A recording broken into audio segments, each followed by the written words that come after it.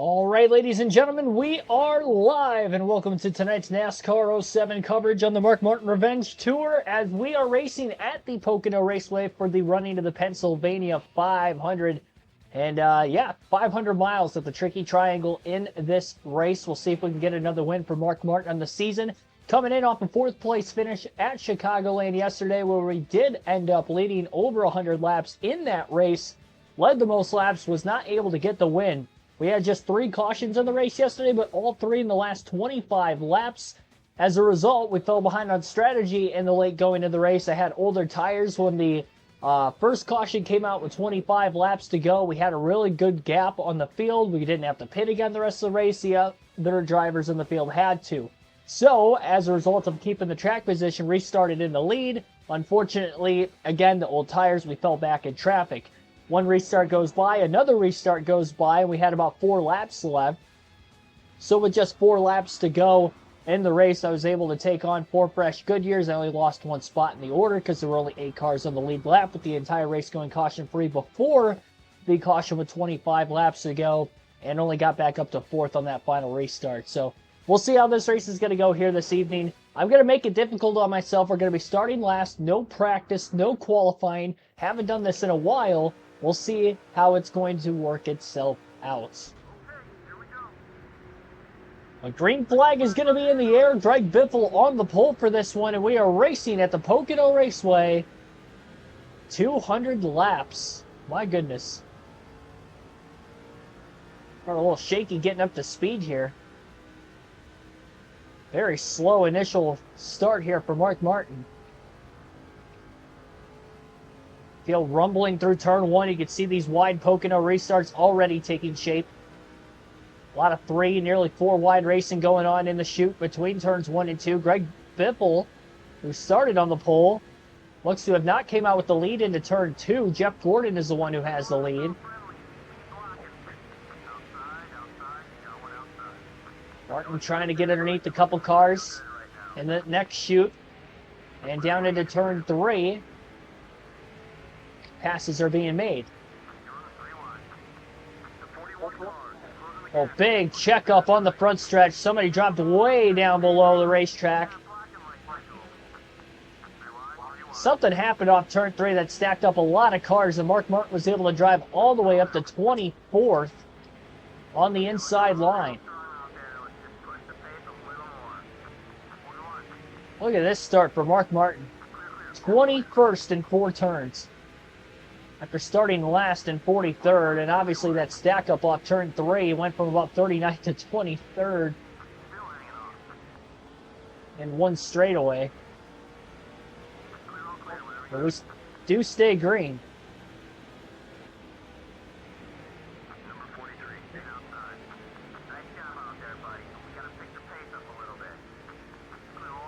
Yeah, the classic what turn 4. Going all the way down the racetrack yet again. Trying to break the draft on the front stretch.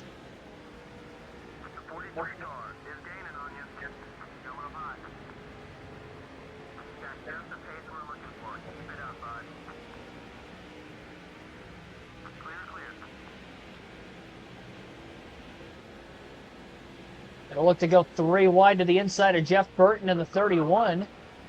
Not going to work. Burton trying to get by Green. One Jeff passing another.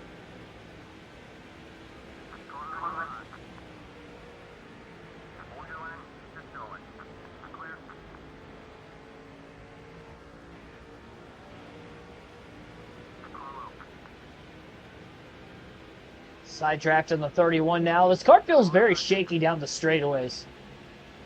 I'm barely touching the analog stick, and it moves a ton.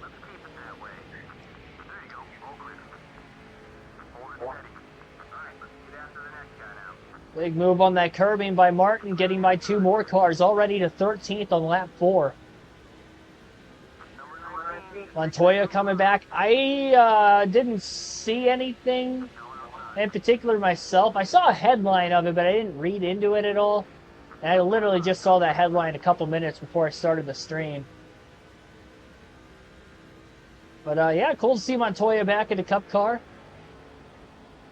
Interesting to see how he fares with the next gen. I'm not sure how old he is. Is he about 50 years old now?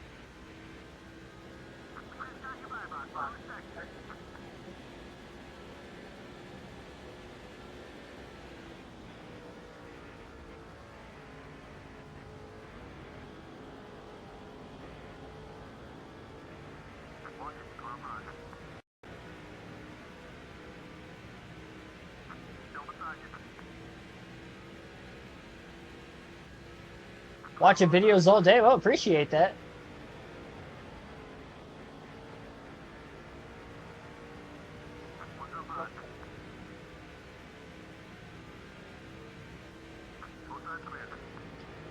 Finally got to the inside of Kyle Busch. Pass made for 12th. Jeff Gordon leading a long line of cars at the Pocono Raceway right now.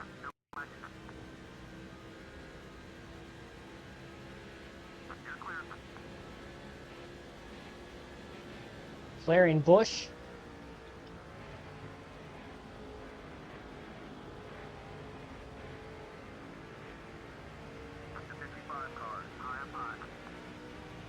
Somebody blew an engine already, it looks like, made their way to pit road. There's a giant gap, by the way, on the racetrack in between a group of race cars, according to the track map on the upper right-hand corner of the screen.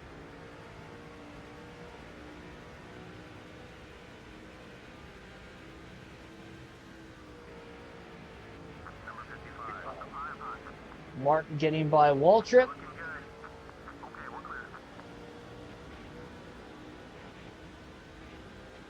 See what I mean? I'm not trying to do that. The car's not loose. I wouldn't consider the car loose.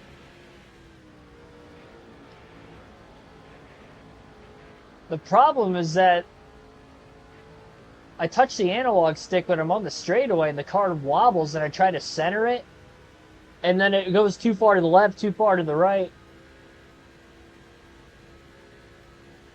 I haven't really had that problem with this game, but I'm having it at this track right now. I don't know what I could do to fix that with a setup. I feel like I kind of have what I have, and it's going to be it. Going to have to deal with it for 500 miles.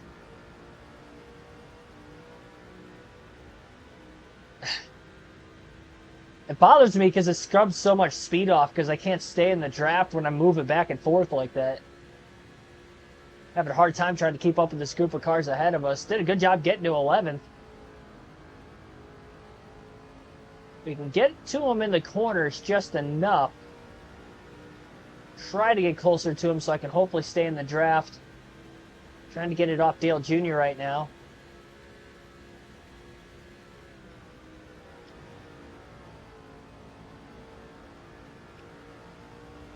It's been 10 years since Montoya's been in the Cup Series. Yeah, I guess so, because Larson took over the 42. That's hard to believe. It doesn't feel like Montoya was last in the Cup Series in 2013. It feels more recent. Really wasn't there for all that long.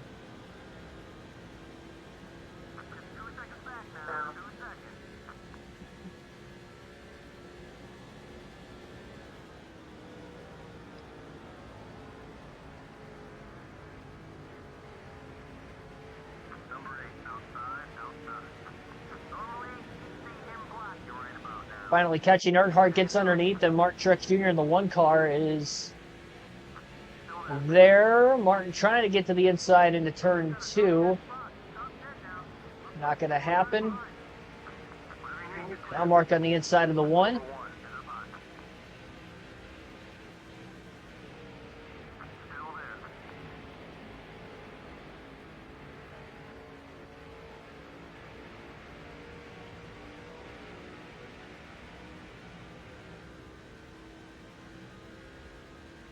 Fastest lap of the day there, 52.544.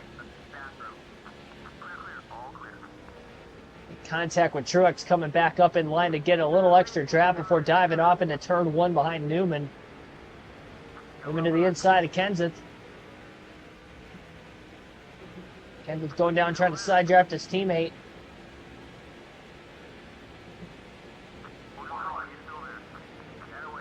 And now he's got to hop in line behind his teammate.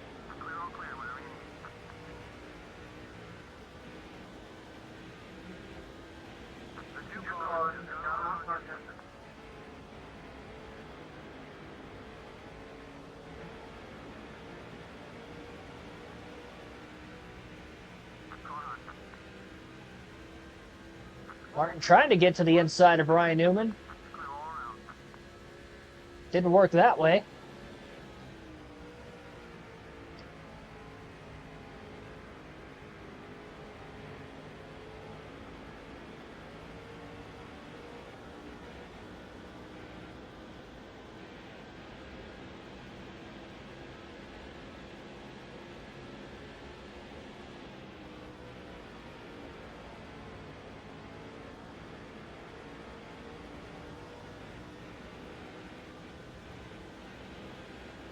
Oh, he ran 2014 Brickyard 400? I had no clue.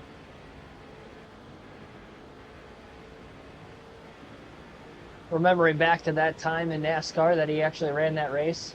Well, his final full-time season was in 2013.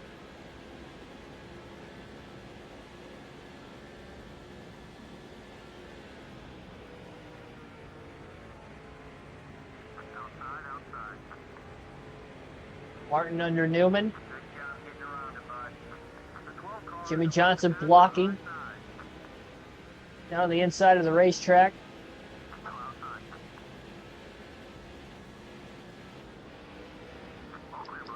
And Johnson makes a clearance into turn 2 on Tony Stewart for position. Favorite NASCAR movie? Oh, man.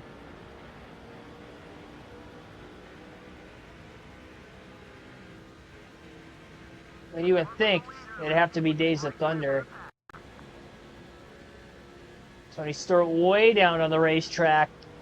Oh, it cleans out Jimmy Johnson hard into the wall. Both cars go. How was that not a caution? Big impacts. Stewart and Johnson hard into the turn 1 wall. But no yellow flag.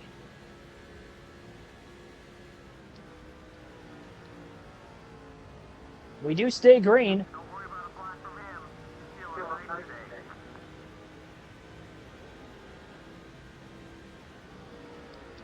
Biffle and Gordon up here at the front of the field.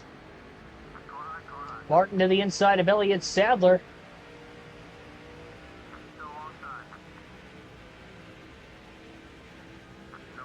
Not enough drafting help for Martin to get around the 38 car, though.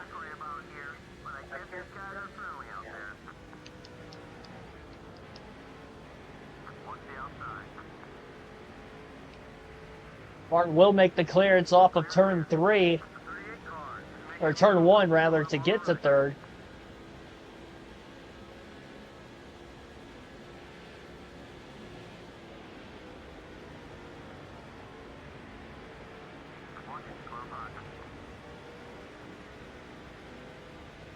Martin under Biffle.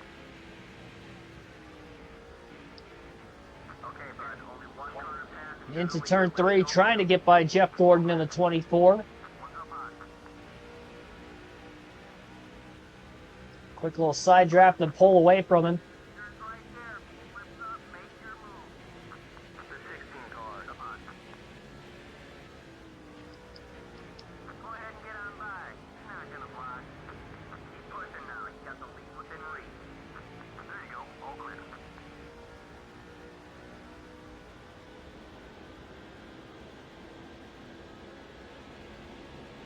I remember that IMAX. I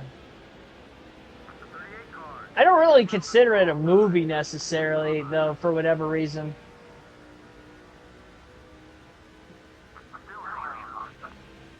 But yeah, I can remember watching that. I remember my grandpa having a DVD of it.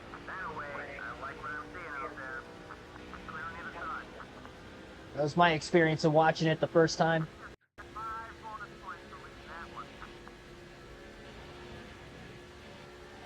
Oh my gosh. Big block there. Just get squirrely on the straightaways. I really don't like that. I don't like how the car handles 10 times better in the corners than what it does on the straightaways. Samet Ozkan, thanks for tuning in. Hopefully I said your name correctly. Oh boy, a little contact. That left rear corner panel. Sadler making a little bit of contact, at least with the 6.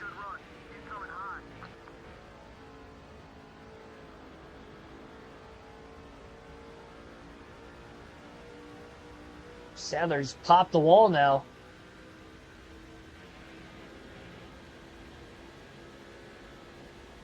I have no clue what the fuel window is tonight. Zero clue.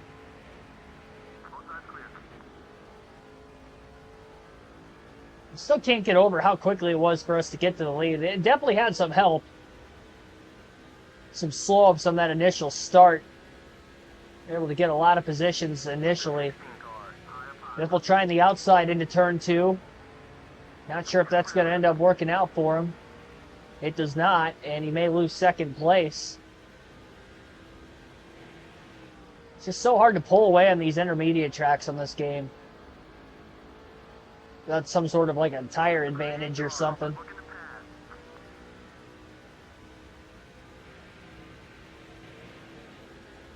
We'll take our first field pass of the race in the early going. We'll drop back to Jamie McMurray in the 26. He's all by himself in the 24th place position currently as we circuit lap 18 at the Pocono Raceway. Blink of an Eye documentary. That was the Michael Waltrip one, wasn't it? Correct me if I'm wrong on that. It's been a long time since I've seen Herbie. I'm not a big movie person. Like, a lot of these movies, like, I haven't really seen more than once, I feel like.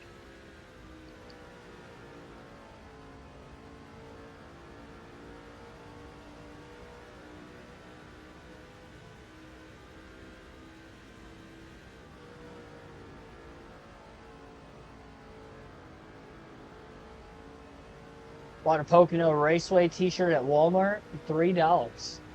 When did this happen? Is this like recent? So if it was recent, I don't know. I've never seen NASCAR merch sold at a Walmart anytime recently. Granted, I haven't gone out of my way to look. I don't really shop for clothes when I'm at like Walmart. I only go there for groceries. If I need random stuff, gym equipment wise, I'll go there. If they have something, more or less, I'll take a look.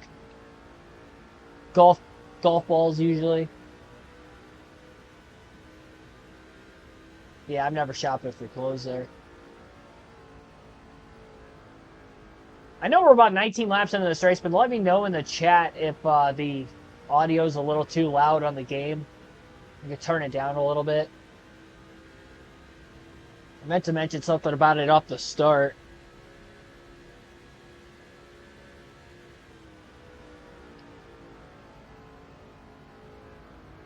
McMurray's last of this kind of leader group of cars. Right where that big separation is behind us. Actually, there's one car it looks like behind us, which is the one we passed initially, which was J.J. Yaley.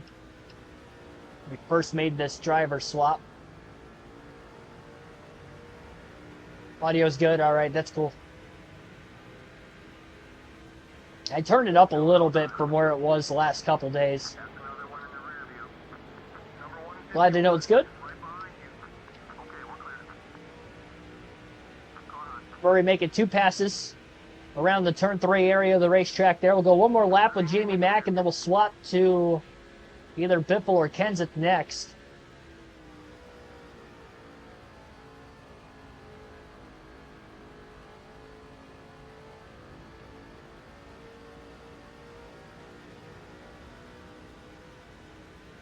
Not sure exactly where McMurray started. I would assume mid-pack, considering that's where he's running in the early going of the race.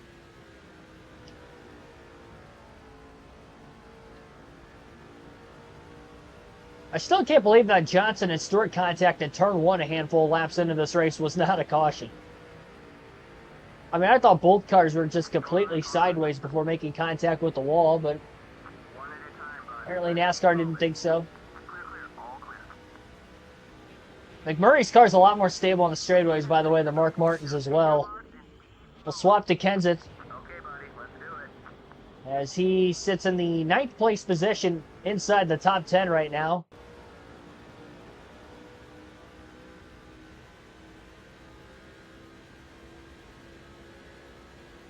Had some breakfast burritos actually for dinner. Scrambled eggs.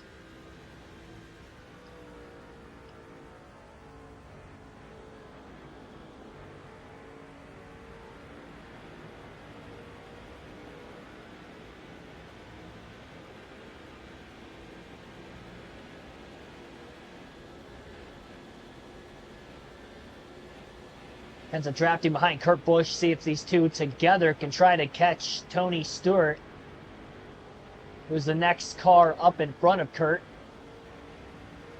And Tony definitely fell out of the top 5. That contact he had with the 48 early. It feels as if Kurt Busch and Matt Kenseth are closing in.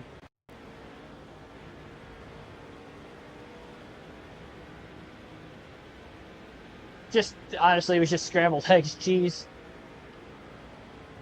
That, like, Ortega sauce.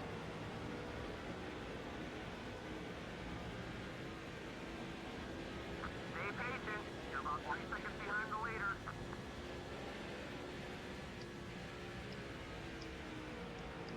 Oh, my gosh. Tony's just getting cleaned out tonight.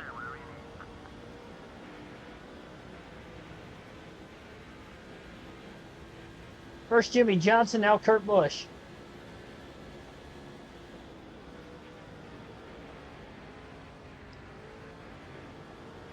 Mark Martin now right in front of these guys.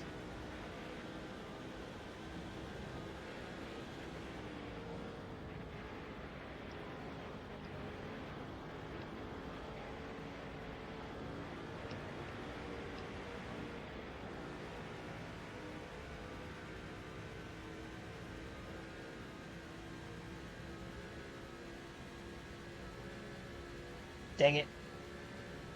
Trying to get him to run that low line and make contact with another car. Trying to catch a caution. Just got a fun watching that.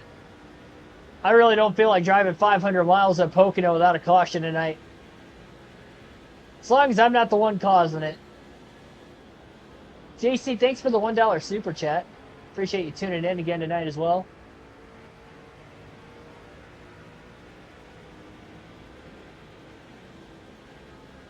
It does. Oh boy, contact into turn 3. And somehow the 48 and the 2 are still going to get by the 6.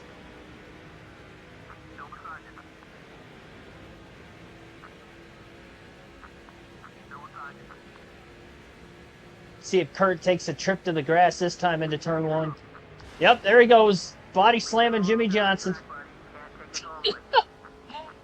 Johnson and Stewart's cars are absolutely getting beat up in this race. I love for Mark Martin to gain a couple positions back on both Kurt Busch and Jimmy Johnson. I see the hood flapping on the 2 car as well, so we're probably going to get a debris caution here pretty soon. It's comical. It's like the easiest way to pass cars here. It's pretty hard for me to pass. I feel like the straightaway speed really runs out, especially on the front stretch towards the end, but my, oh my, oh my. We'll swap to Greg Biffle now. Alright, consider it done. Biffle in the 2nd place position. Lap 27. That was a yeet. I don't know how they don't wreck. There's such violent contact at like nearly 200 miles an hour. I don't know how they don't crash.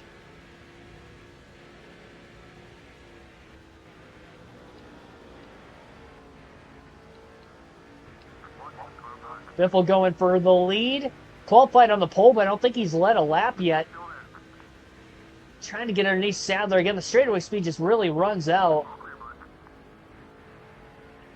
Biffle on the curbing through 3. Back to the inside of Sadler, trying to side draft, but he's going to have to drop back in line behind him again.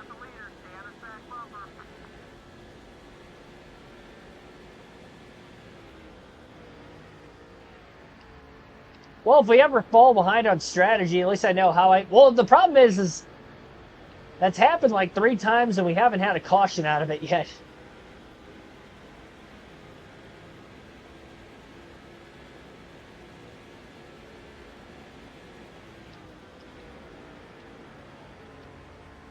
See if Biffle can mount a charge after Sadler again. That block by Sadler had a little contact between the 38 and the 16. That slowed the 16 down even more down that next straightaway. Cleaner on the nose. Try to get underneath him again. Oh, just can't hang long enough. Caution's out. First time today. It's probably a debris yellow, I'd assume. I saw the hood flapping on the 2-car of Kurt Busch after he made the contact with Jimmy Johnson, so I'd assume that was the yellow. I'm surprised it held on as long as it did. It was like 3 or 4 laps ago he made that contact. You can't really see from these terrible camera angles at the Pocono Raceway that NASCAR 07 in EA Sports' production has given us here tonight.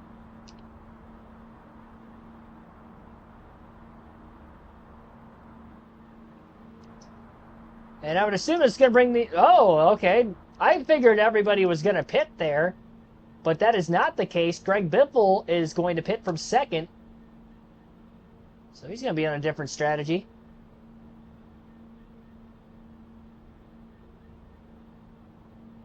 What if racing? What about what if racing?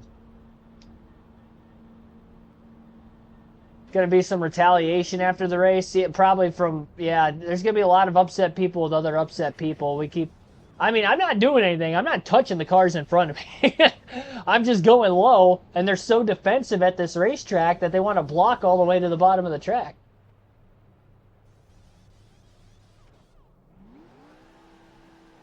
Oh, I didn't even see Wade Zielinski mention something about what if... Nobody else tried to come in. I don't know. You get a lot of yeeted cars. These restarts, the first initial start was pretty wild. I would assume this is probably going to be wild as well. Green flag back in the air. Lap 32. Yeah, I'm surprised nobody else pitted here. Biffle's going to cycle well into the lead once everything goes through.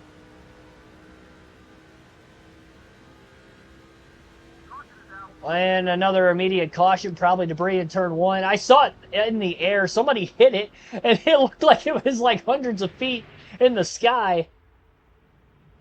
Glad this car is fully roofed. And the stands were on the front stretch, so no fans or spectators. AA spectators were in danger there.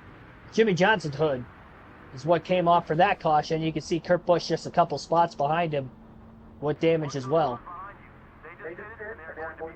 Well, they pitted during that yellow, but they didn't pit under the first one, so Biffle's going to cycle right back to the lead again, and the pit strategy is not going to be that much different, as Biffle only has about a 1 turn worth of, half a straightaway or so worth of less gas than the rest of the field here. Contact on that restart with Gordon, and Sadler's going to get by to the outside, and a caution comes out immediately after. Looked like a couple cars wrecked on the restart.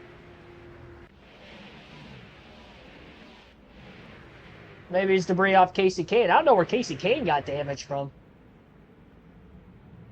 He was not a part of the bad blocks in turn 1 that we've seen today, so I don't know how he got damaged, but he did get damaged somewhere in the race. Cautions breeding cautions all of a sudden here at Pocono. 3 of them, and here we are.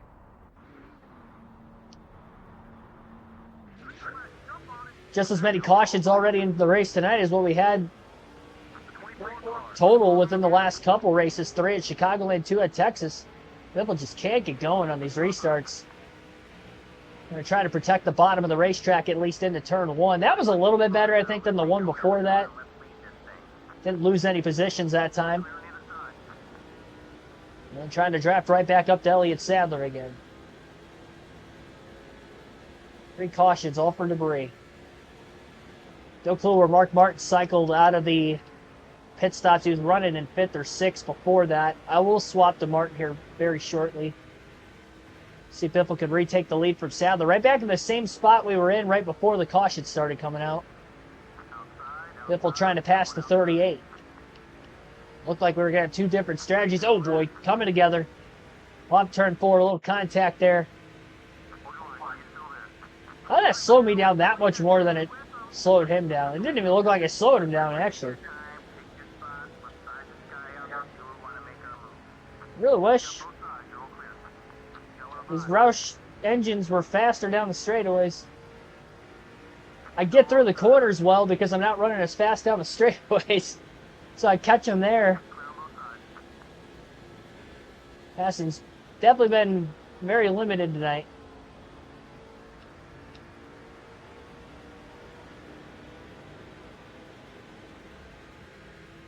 Stewart lost his hood? I didn't even notice that.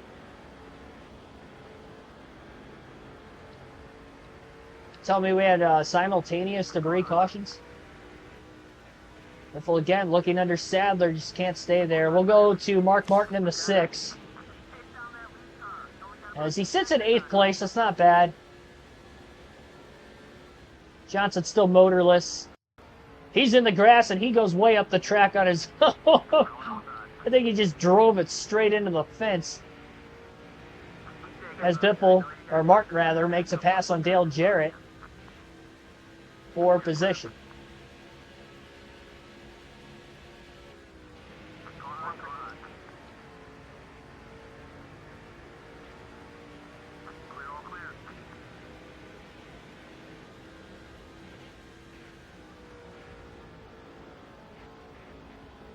Line of cars starting to catch up to the 16 and the 38 now.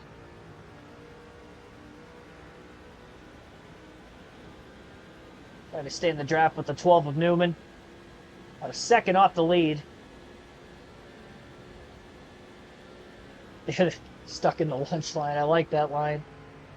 Biffle gets underneath Sadler in the middle of turn 1. We'll see if he can make the pass this time. Gordon drafting with him on the bottom. That might be the help he needs to get by the 38 as they work as a tag team. I have no clue what the fuel window is, honestly, with the way the caution's laid out. We still have a good eye about how many stops we could potentially have tonight. Oh, contact into turn 3. Newman got into Tony Stewart getting into the corner, and Martin passes both cars as a result. Fine by me. I didn't even do any. I didn't even try to swing all the way to the bottom there. They still drove into each other. Is everybody flatlining the corners here?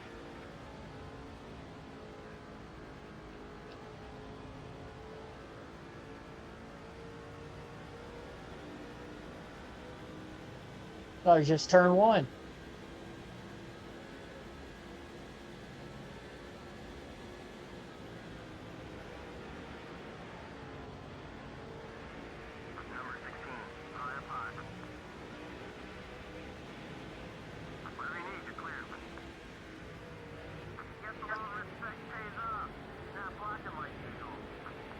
And Martin into 3rd as he gets by Biffle. Oh boy, here we go again. Might have a crash for the lead. This could be the best opportunity Martin's going to have of making a pass. And it sounds like we got a slow car returning to the racetrack in this one. Sadler in the grass, up into Gordon. The leaders are crashing in turn 1. No caution coming out again. Mark Martin drives through to the lead. We'll be seeing everybody. And now we've got a yellow. Now we got a caution in turn 1. So much for pulling away from everybody. Oh, that was a different crash. Something else happened there. Jeff Green crashed off turn 1. That had nothing to do with the contact that the leaders had into the first turn. It looked like Jeff Green and, who was that, Jeremy Mayfield? Was on his outside, maybe made contact. Got a wreck fest in Pocono tonight. I mean, everybody just pitted, so I'd assume they'll stay out.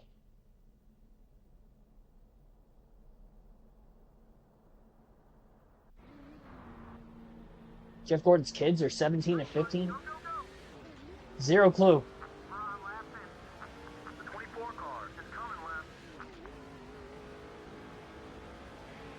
Gordon looking for the lead on the restart.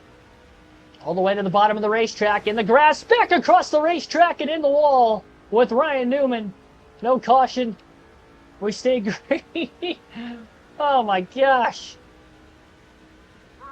And now we got a yellow. We got another wreck. Jesus. Oh my gosh. It's gonna be one of these races.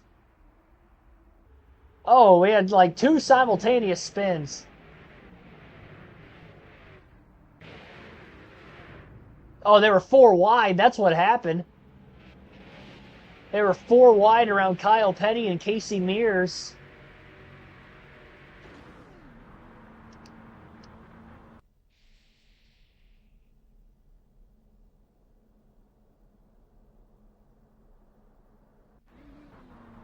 I don't consider myself causing the wrecks. What am I going to do? Just let him pass me? We're making clean blocks. There's no contact here. They can go to the outside, but they're not going there. I see Dale Jarrett was better of it. He didn't drive himself all the way in the grass like Jeff Gordon did. Stewart almost got to the lead on the outside. Martin able to hold on barely. Back to the bottom to block Jarrett. 3 wide just behind the 88 and the 20 now.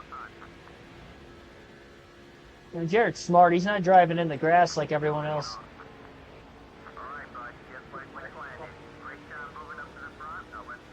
It is a mess behind us.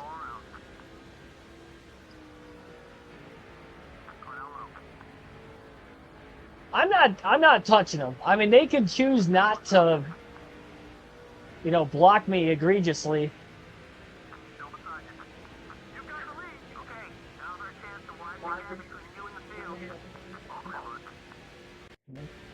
Just not fast down the straightaways. Jarrett underneath Martin for the lead. Is he going to be able to clear off of turn 1? It's going to be close, but he's not clear yet.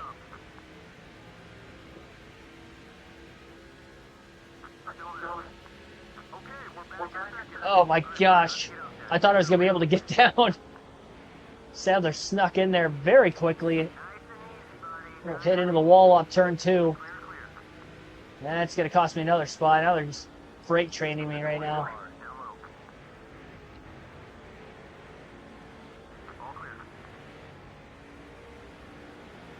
I can't get to the bottom. Oh my gosh. Of course I have to wiggle down the straightaways. Getting a rhythm here. Stewart gets by Sadler in turn 1. Underneath Jarrett also in turn 1. Martin gets back to the inside of Bobby Labonte for 4th.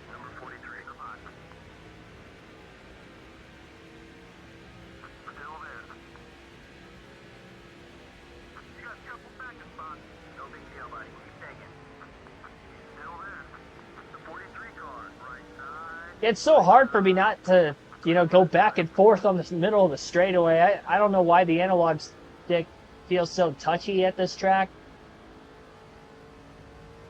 So if I make contact running side by side with someone, I'm really not trying to do that. I'm trying to just hold my line, and got in the wall a couple times on the high side off the exit of the corner for the same reason.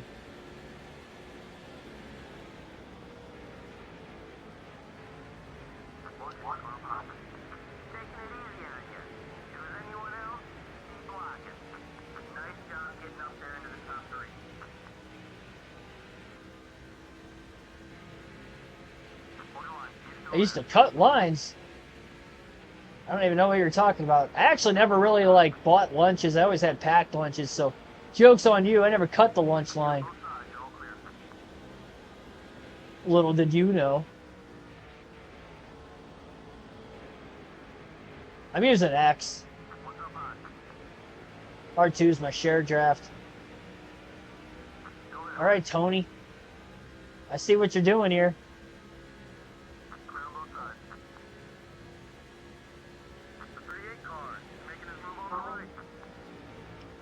There he goes.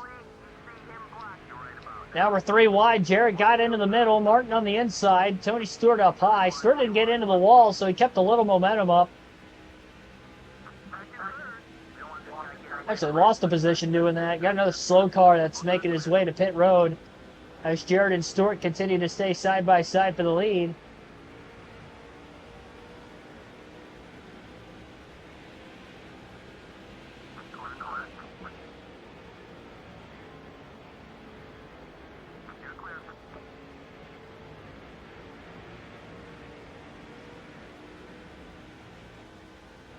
Ay, ay, ay. Sadler's going to get around me here. I had to get back in the draft. I was losing too much time.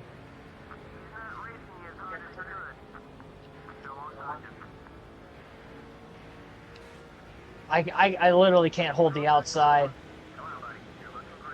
I do fine in the corners, but up off the exit of the corner when the analog stick wiggles when I get to the straightaway, I just can't hold that tight of a line.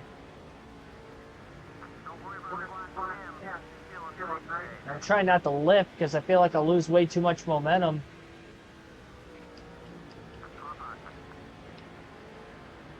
Martin will get back by Elliott Sadler for third.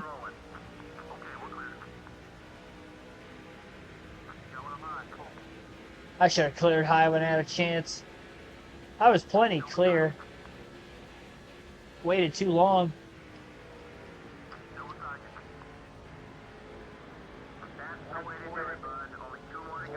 Another pass for third again. Stewart looking low under Jarrett. And that is for second place. It is a bright sun. Yeah, the sun is bright.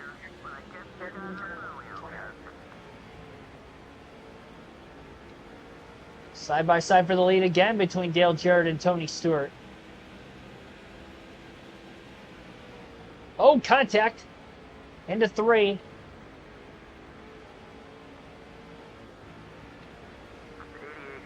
Jarrett hits the wall up off turn 3, and Tony Stewart holds on to the lead while Mark gets to second. We'll take our final field pass at the early going of the race now. Lap 61, Matt Kenseth in 10th.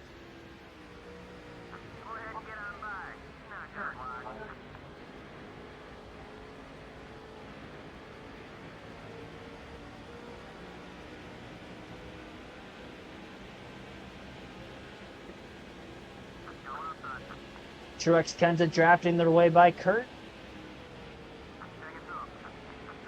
Busch.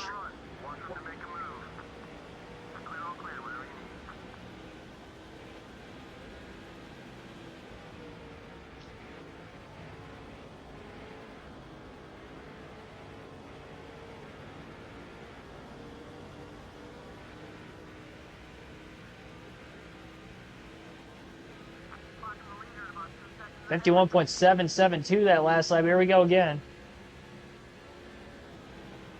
Yeet him! He yeeted himself.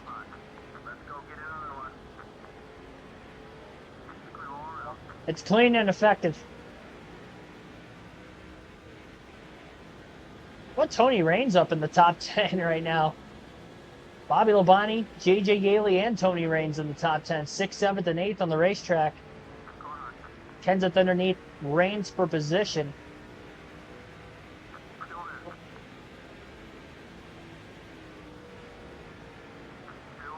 Martin still holding up with those leaders out in front of him.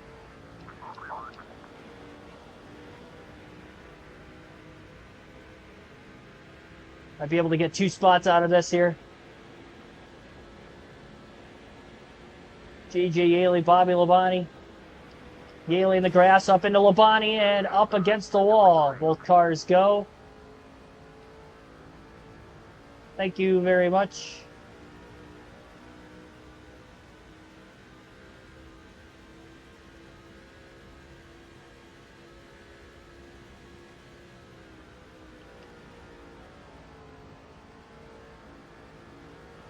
Up to 5th.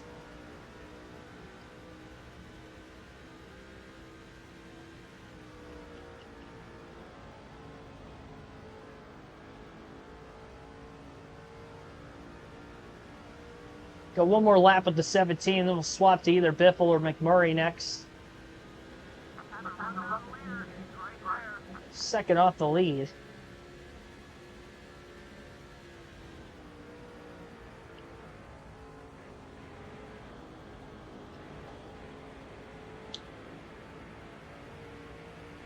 Five cautions up to this point in the race.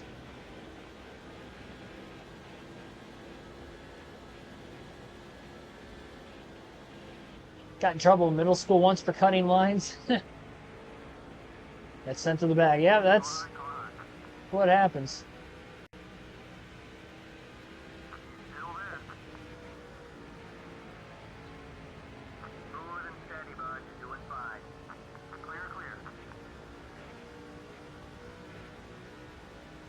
Don't cut your school lunch lines.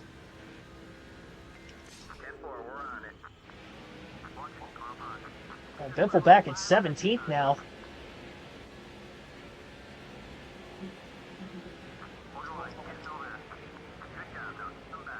How'd Newman hold that line into the corner?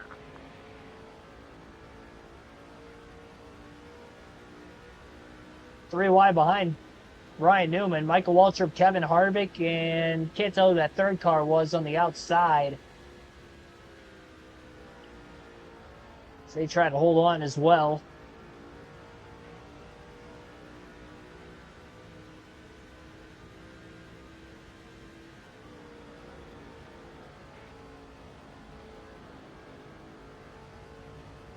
Talk about the lunch line cutting, yes.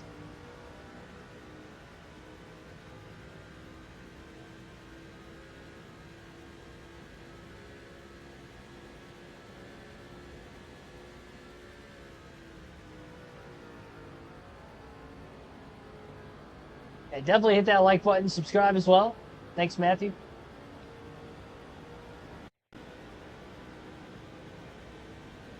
Jeff Burton drove the 18 and T99. He did. He did for a brief time there. I do remember that. Or at least remember of that car. Johnson Biffle getting by Jeff Green.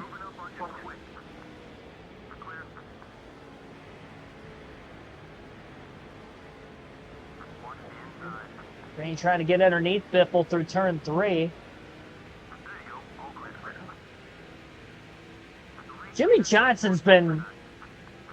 I feel like it's a select certain drivers that try to block. He is well down. Oh my goodness, Jamie McMurray's rear wheels came up off the ground, and he still somehow stayed in front of both the 2 and the 48. He got sandwiched. His rear wheels were off the ground. It looked like the 48 was underneath him. And we still don't get a caution for that. How is Johnson's car still in the race, by the way, too? That's like the third time he's been involved in something like that. They've all been about as equally as violent.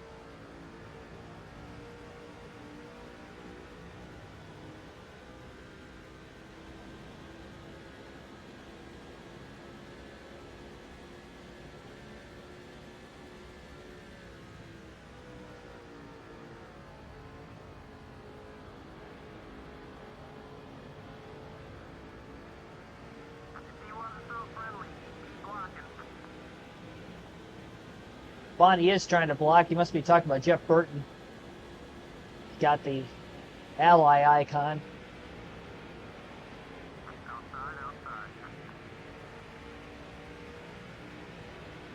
That, oh, I thought that was David Stremme in 10th for a second. I was going to say that would have been probably the first time all season David Stremme's been in the top 10. J.J. Yaley in that 18 car again. And here goes Bobby. Way down on the bottom of the racetrack. Bobby and what, Truex probably? Nope, just Bobby. Just Bobby.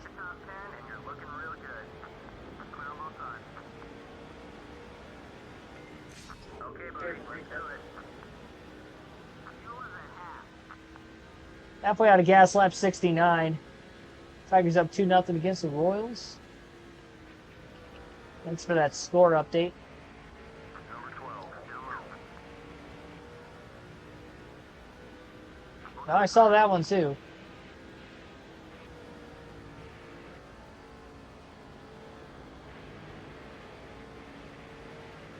Why are you so vulgar with your teachers?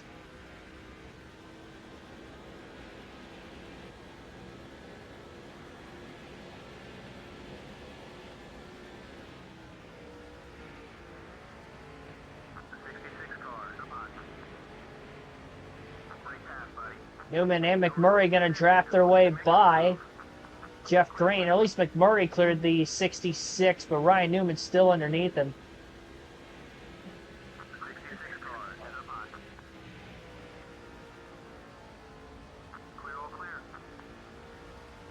Oh, Green might have kissed the wall a little bit off turn 2.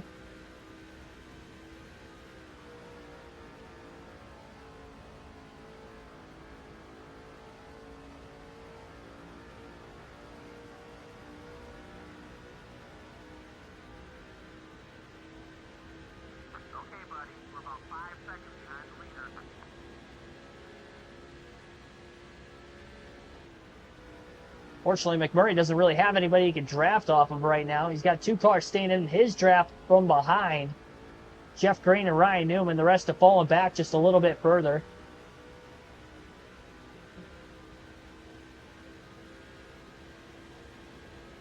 I keep thinking this race is 160 laps because that's what they are at Pocono nowadays.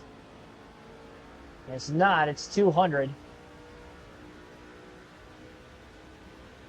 So still in the earlier going of this one. Everybody's pitted one time during a caution. Most of them during caution number 2. Biffle did pit during caution number 1. We have one more lap. We'll go back to Mark Martin. This McMurray's about 4.8 seconds behind race leader Tony Stewart, currently, again, in 13th place.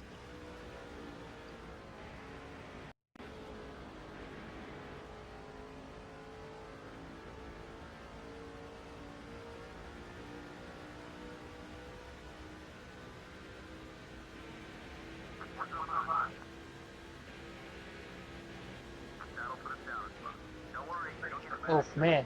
Jeff Green almost cleared McMurray on the outside. That would have been an extreme power move if he could have pulled that off cleanly. Almost about what he did to Mark Martin late at Texas. He was up in contention for the race lead.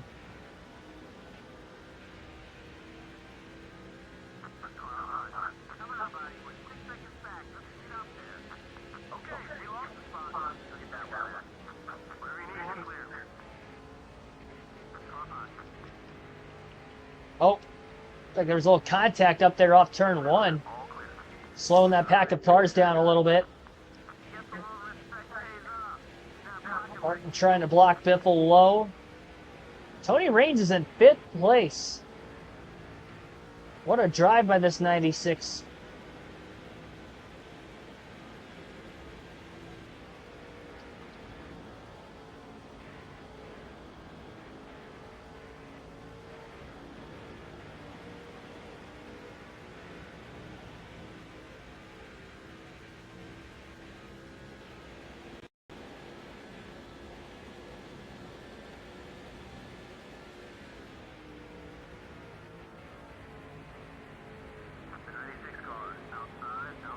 And the 6 will get by the 96 for 5th.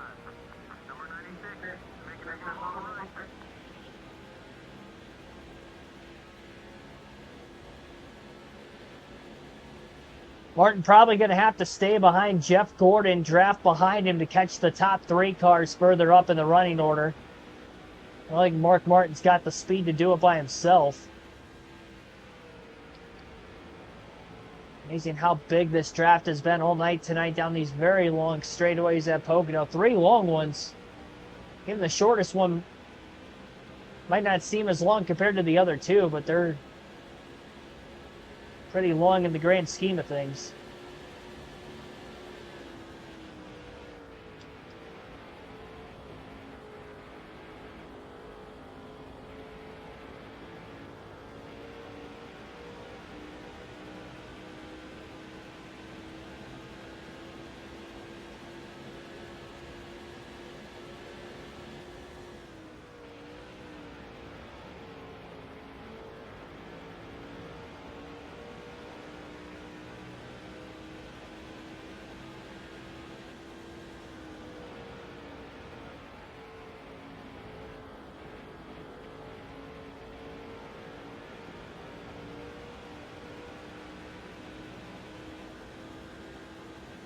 How many 124 die-casts do I have?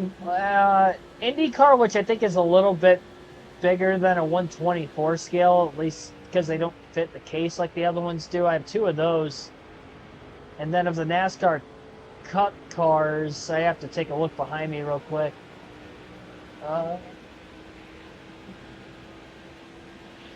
Quick math. 45.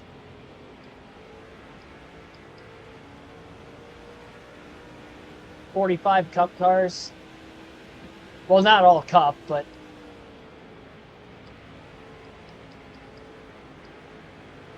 45 NASCAR ones.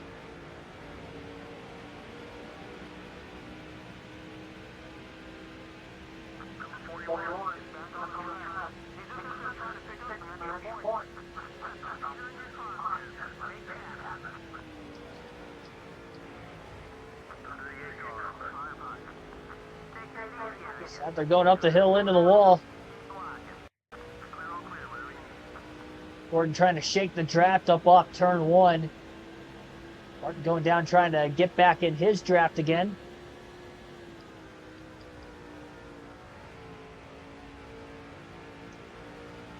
Definitely work together to get to where they're at on the racetrack. Tony Stewart did win the race last night at Chicagoland, so he's trying to go for 2 in a row.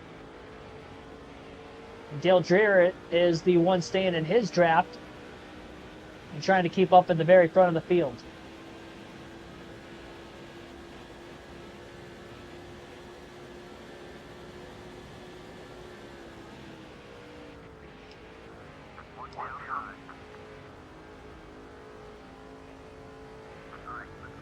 Got underneath Gordon. I don't know that.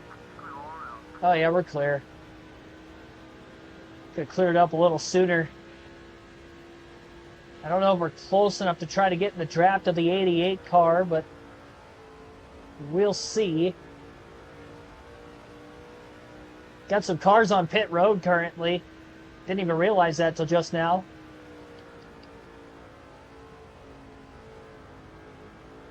See if Tony Stewart, Dale Jarrett pit. Yep, they are going to. So we have a lot of pit stops going on right now. Really kind of a random time.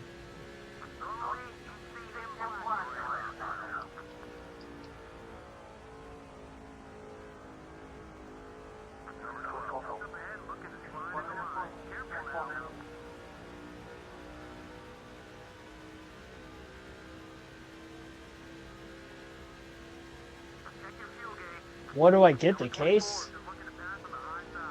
I don't exactly understand that question.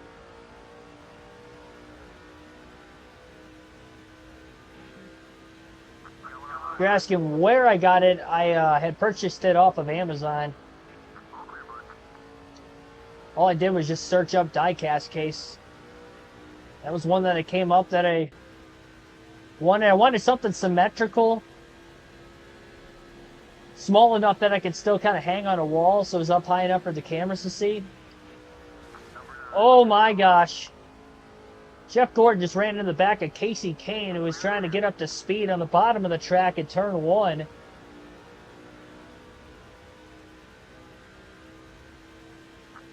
Oh, bad block by Martin.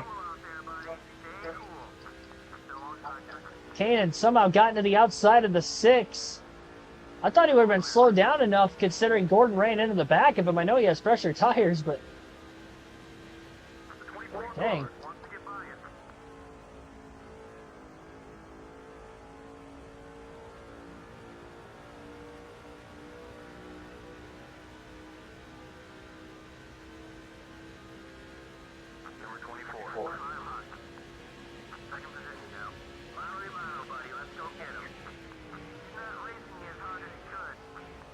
Side by side for the lead. Turn 1, Gordon got to the outside of Martin.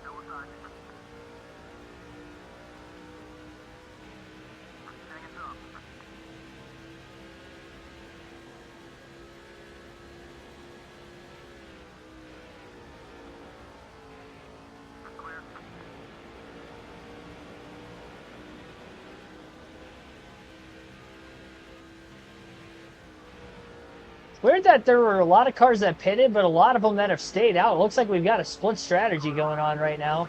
Oh, Gordon's trying to pit, and he about turned Mark Martin. I was underneath him the whole corner. That was pretty ridiculous.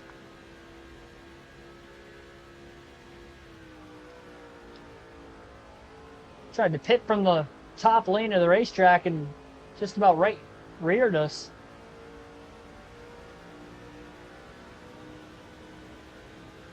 And we are almost halfway.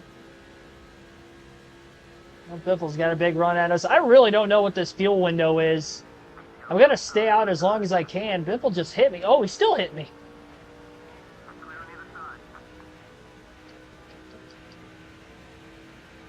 I'm almost getting turned in the left rear, the right rear. Now remember, Greg Biffle pitted at a different, well, technically everybody else pitted just after Biffle, so never mind. That strategy has nothing to do with why he's at where he's at right now.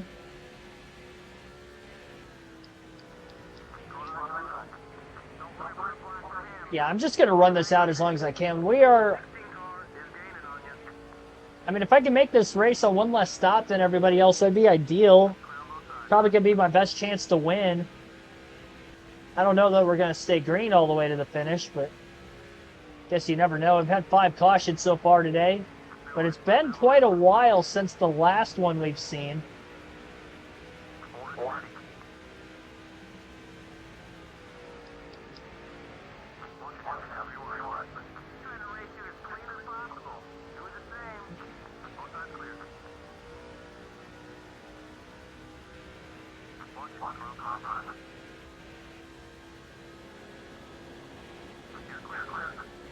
Biffle able to slide up in front of Case Kane. Looking low on Biffle into turn 1 again. Yeah, this is a very interesting race. I'm surprised at how many different pit strategies we're seeing. Like how long this window is. We had guys pitting around lap 70 and they've really stretched it out quite a bit. Some are making it as far as us, some aren't. I remember Reed Sorensen came out of the pits, so he's going to be off the pace the rest of the race. And he's taking away that outer line that Greg Biffle was trying to stay door-to-door with Mark Martin through, so Martin's clear for the lead again.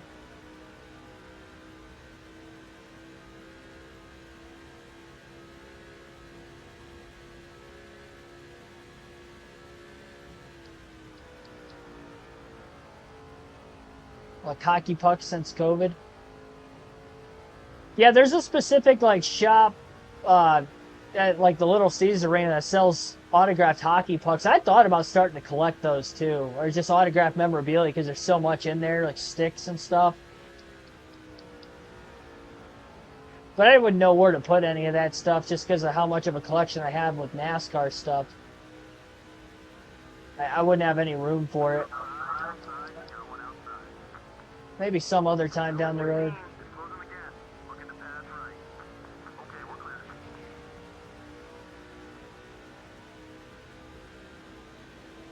We'll finally catch him back up to the 6 of Mark Martin.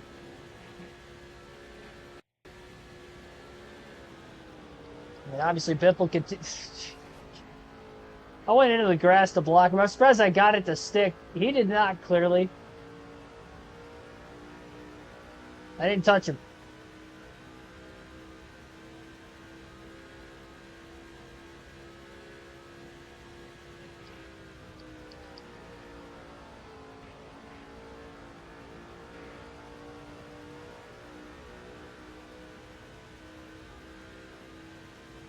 I mean, I'd prefer for this race to stay green at least until I pit.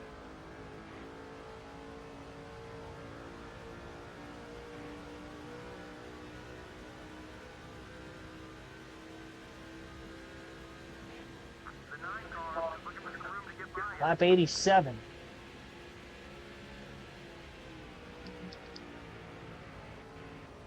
We get the dark red flashing on that fuel indicator on the bottom left-hand corner of the screen. I think we're going to stay out that time. Pit the following lap, depending on what end of the track.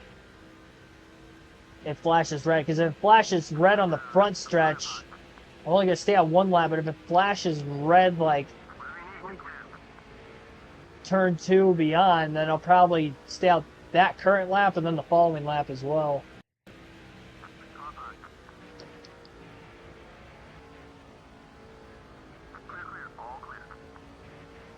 So definitely trying to keep a close eye on it for right now. Yeah, I see it just went red right there. Lap 88. So I'm going to pit at lap 89. I'm going to stay out this lap. And then I'm going to pit the following lap at lap 89. I think we were in 4th place when drivers started to hit pit road. And considering how much longer we stayed out of the pits here, I would imagine I'm going to lose a lot of time. This Pocono surface, pretty old. The 2006 season. Very bumpy track.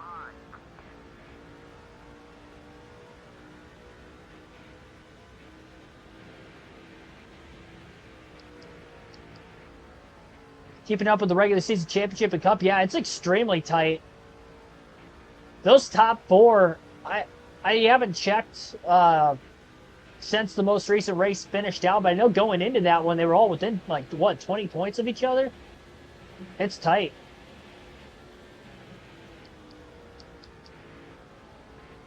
I don't know how much longer Biffle's going to be able to go on fuel. Or any of those other cars behind me that haven't pitted yet either. Mark Martin pitting this time by at lap 89. Coming to lap 90.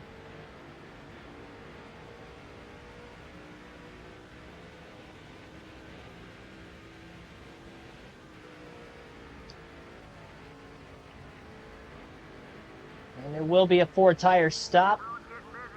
Yeah, Biffle's coming in too. Oh, I'm going to speed. I did it. Wow. I hit 70 miles per hour right at the line. I couldn't have timed that out any better. I literally couldn't have pushed it any harder into the pits there. I thought I waited too long. Good thing we don't need these tires anymore. Well, at least we can race the 16 car out of the pits, see where we're at. Hamlin's minus 43 now, okay. Elliott and Larson have been going back and forth quite a bit during the summer, too. Gonna beat the 16 out of the pits. Definitely not gonna be in the lead, which I assumed. Staying out of the pits as long as we did.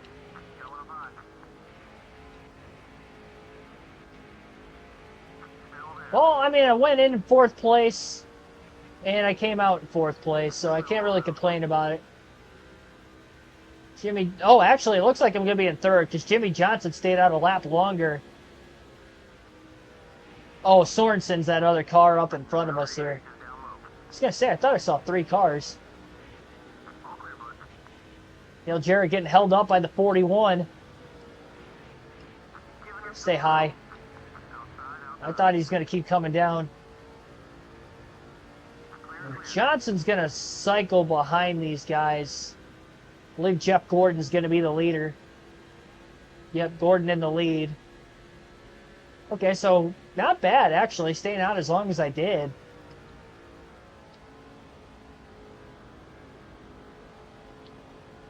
I mean, I think I went around 50 laps on that full run. A little less than 50.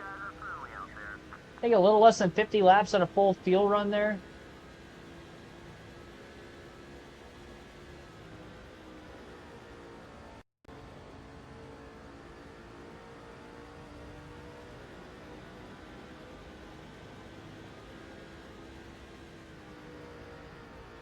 Johnson stayed out 1 lap longer than us. Yeah, that was very odd. I mean, we literally saw about a 20-lap separation from drivers that pitted during those green flag stops, so we got a lot of strategies going on here.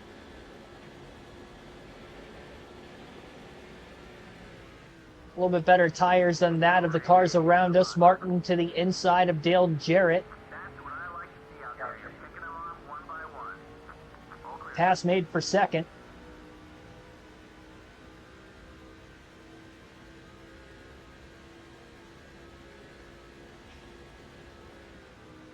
Can't wait for tomorrow.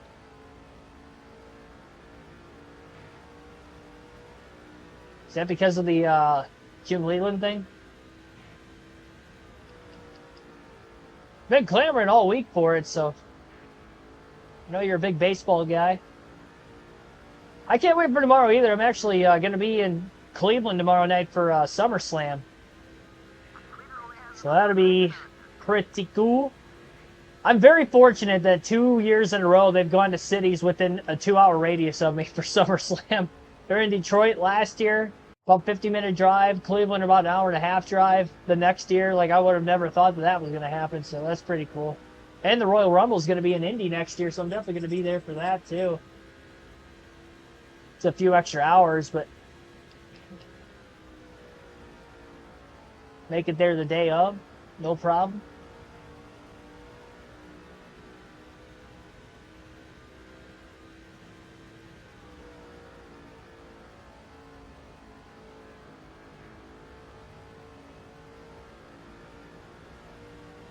Yeah, these fresher tires definitely the way to go. I'm closing in on Gordon now. I felt like I wasn't fast enough down the straightaways without the drafting help, but now it seems like we are.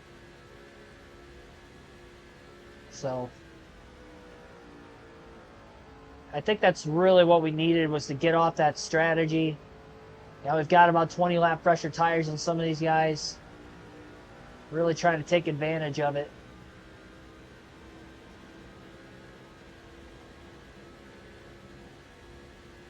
Hoping if I can just pass Jeff Gordon up here, get to the lead and stay there.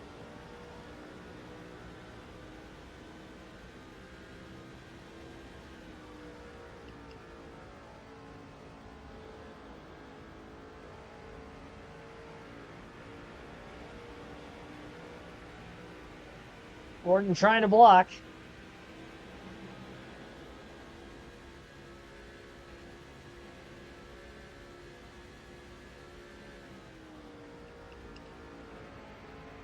Looked like he wiggled a little loose into turn one there. Yeah, he's not going to make this easy. He's going to make his car extra wide. It really is hard to get a run on him, though, when I'm not in the draft all the way down the straightaway. Moving around so much on the straightaway, it's hard to get momentum going to try to make a charge at him. Pulls in turn 3. Martin to the inside of Gordon initially there. Well, Jeff again is going to be able to hold on.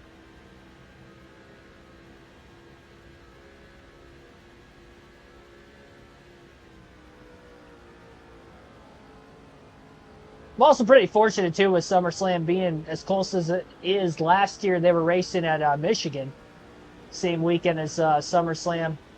So I went to that on the Saturday night and then went to the Cup race Sunday afternoon.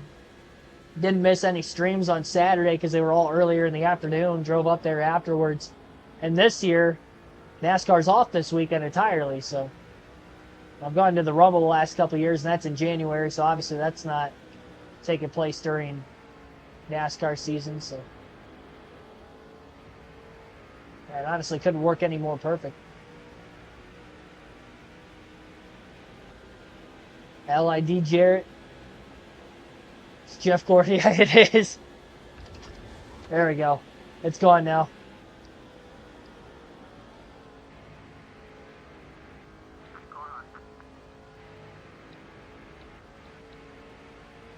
I can get underneath him. I just can't get around him. This is the same problem I was having before. I thought with the fresher tires I was going to have a chance. I blew past Dale Jarrett. I don't know why I can't pass Jeff Gordon. It's kind of frustrating how I can catch him from far back, but I can't make a pass on him.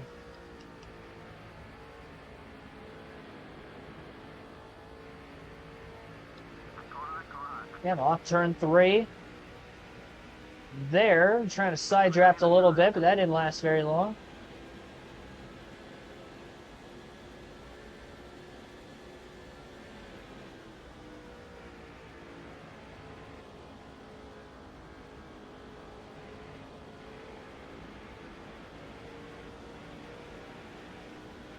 Want to try to stay closer to him this time before making the move. Been playing NASCAR on the PSP lately. If I still had one, I definitely would be too. Watch the outside. Borderline, are you still there? As close as I could get to it, at least with it being the same game. Oh, so close to clearing that time. Got Reed Sorensen coming up. This could be a window of opportunity. Gordon slowing down for the 41. Martin going to use the 41 as a pick. Martin clear.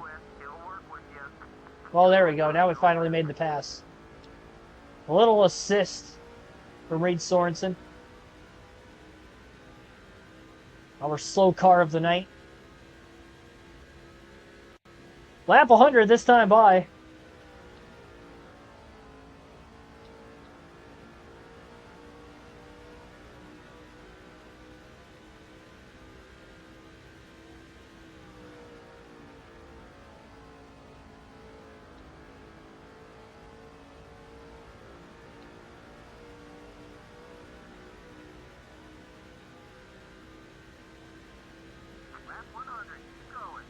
Get that on an emulator.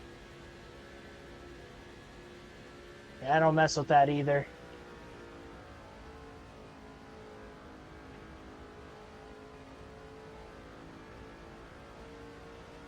Give me the straight console games.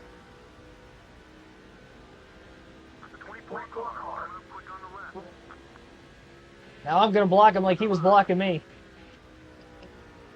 Problem is, I think he's fast enough to pass me on the outside. Oh. Ran right in the wall off turn 2. I think he's only fast enough to pass me on the outside if he's able to get to my outside on corner exit.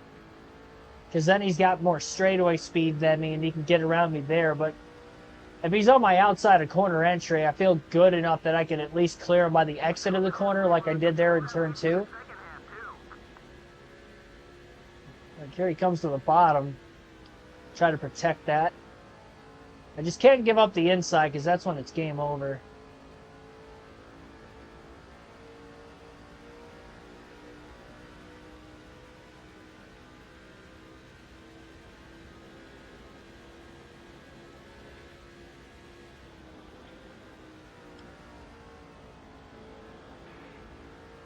Number 24 is shadowing behind you.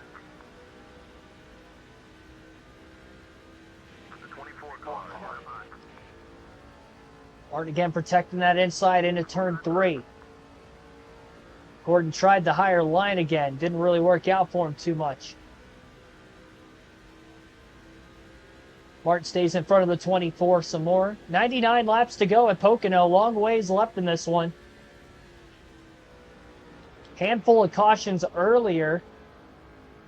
But we're currently working our longest green flag run of the night. Right around 50 laps or so. I squeezed him a little bit there. Came off a little low on the exit of the corner.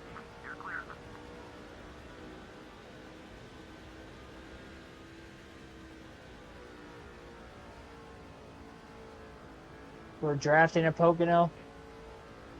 Yeah, draft is definitely more powerful than the clean air.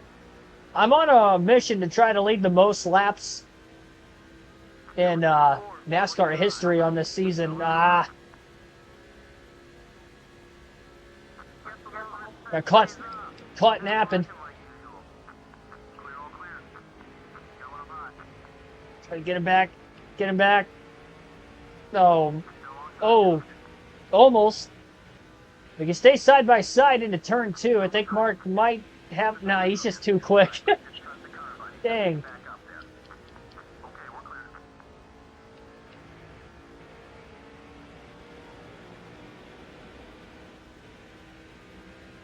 See if he goes wide into turn 3. Arc the corner off a little better than the 24. Down onto the curbing. Nope, couldn't hold it. Jeff Gordon back out in front here at Pocono.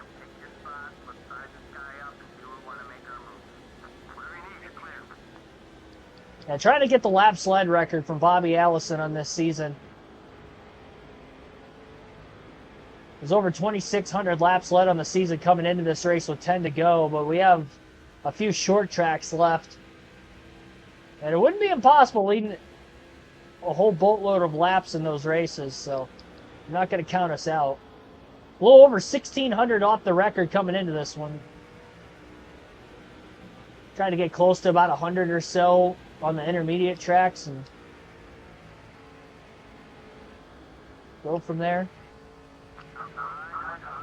Obviously, with this being a much bigger track, we're not going to be catching Reed Sorensen as regularly as what we would on a 1.5 mile track. The last few races, we've seen some slow cars.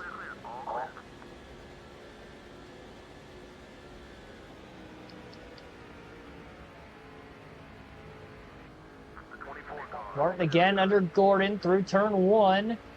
Got a nose out in front of the 24, but that was it.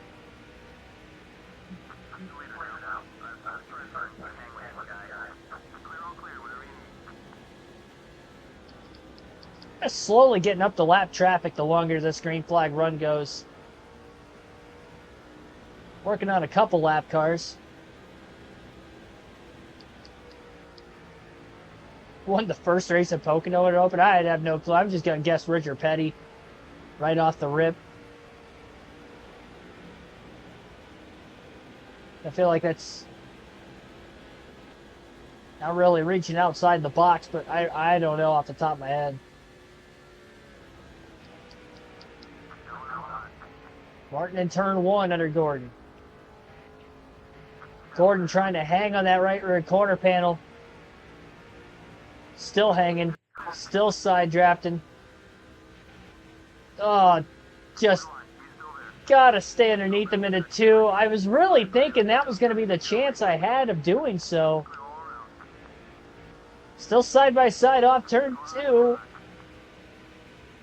Might have a chance in 3. Drag race going on now. And Martin clear high. Actually passed him. It took literally 3 corners to complete that pass.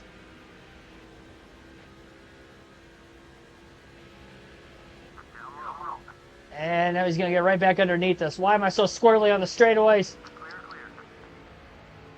Crossover. Turn 1. Might get him back right away. What a move. That's how you back a corner up right there. That was beautiful.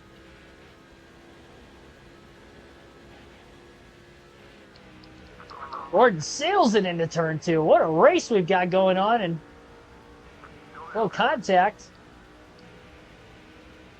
Using up the 6.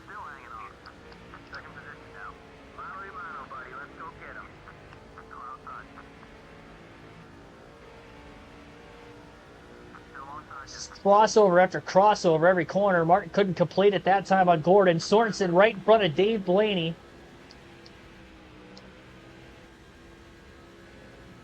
Gordon all the way to the bottom. Tried to get him to force himself into an error there. He held on to it in the grass.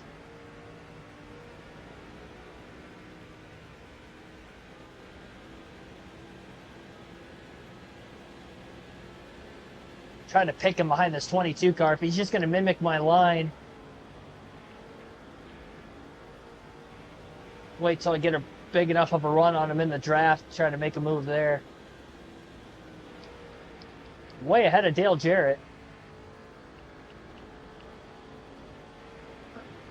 Oh, he might make a mistake here. Oh, not quite. Yeah. Shut up. Dog's barking out the window. I don't know why, but...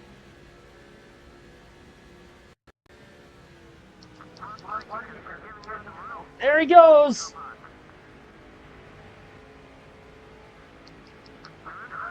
Barely clear off turn 1.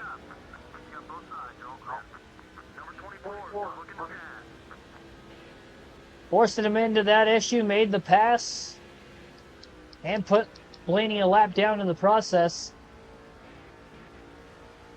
Oh, contact it looked like between Gordon and Blaney off turn 2. Oh, Petty was actually the correct answer.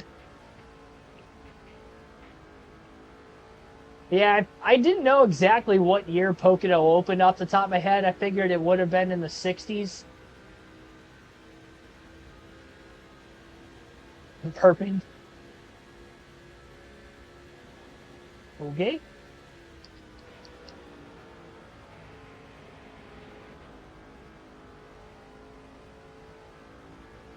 Really don't know why she's barking. Probably another dog being walked across the street or something. I don't think so. I think it's still raining. It was thunderstorming pretty good at my house for a while.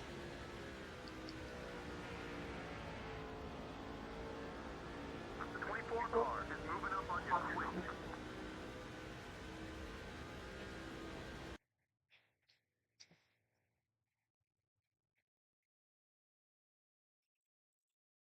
Oh, that was on me. Where'd he go? Is he under me? Oh, he is. I was confused. I was like, where'd he go?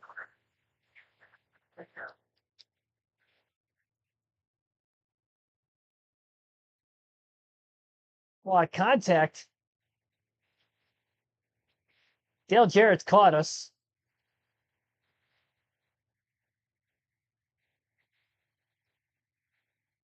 Hey, Gordon was underneath me, and I made a late block into turn 3. He's trying to do the same thing.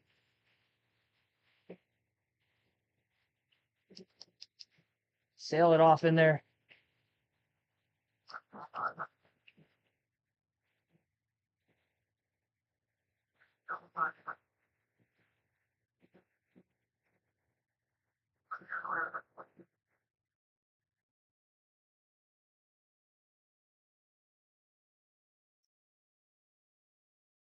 He gets a little loose in turn 1, I've noticed from time to time, and seems like the corner I'm able to make up the most ground on and prefer further back.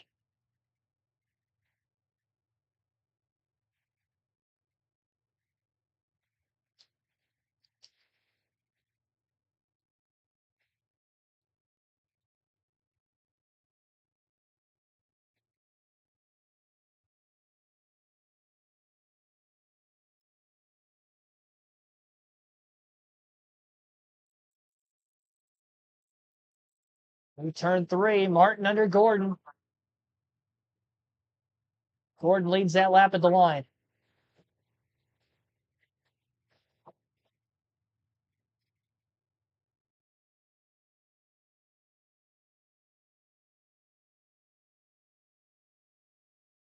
Two more lap cars just up ahead.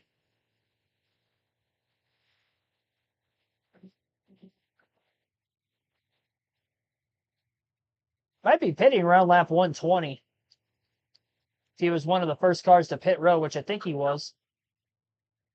Side by side for the lead off turn 2. Martin trying to stay underneath them into 3. Gordon trying to squeeze. Martin not quite clear yet. A little contact. That definitely slowed Martin down. Might have to try to pick him behind David Stremme like we did with Dave Blaney. He's closing in on Stremme way too quick. He's underneath him. Side by side. They're slowing each other up, running door to door. Martin with a run into turn 2. Comes from quite a ways back to get to the inside of the 24 and trying to stay underneath him. But Gordon getting a draft off Paul Menard. Martin way down low on the track, flatlining the entry to turn 3, slides up. Oh, a little contact. Knocking Gordon into the wall off turn 3.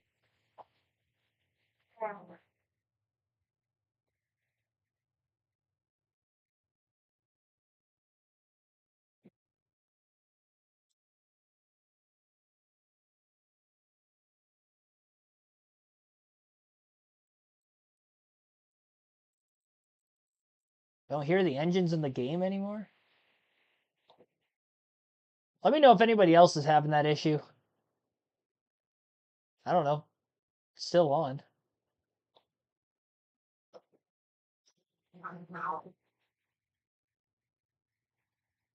Well, now he's using the draft of the 15 car to get by.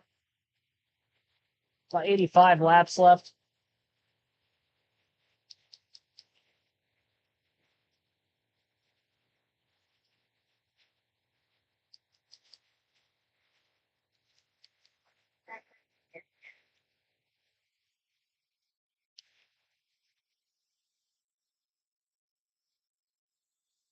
Martin's got a run on Gordon. Cutting to the inside of the racetrack as Gordon leads. 85 laps to go at the line. Trying to force Jeff Gordon into a major mistake up the track. Oh, it got into Menard. I did flatline the corner quite a bit too. That might have been just enough to cost me a chance to get by Gordon for the lead. Yep. I think I had him if I didn't make contact with the 15.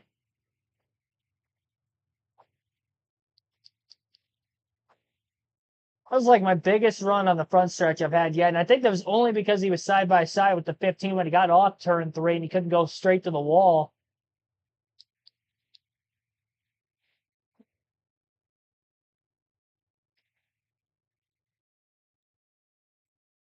Car pitting. Lap 117. Martin out of line trying to make the pass. A little under 200 miles an hour into the first turn. Martin gonna finally make a clean pass on Jeff Gordon. It really does take so many laps to make that maneuver work. Have to have the right run at the right time to try to capitalize off of it. Gordon sails it way up the track after a very low line on entry into turn 2. He's going to get to the outside of the 6 into turn 3. Martin will give him that as long as he can get clear off the exit of the corner, which he should be able to here. And does. Back-to-back laps led at the line now for the 6. Ken's at the pit road.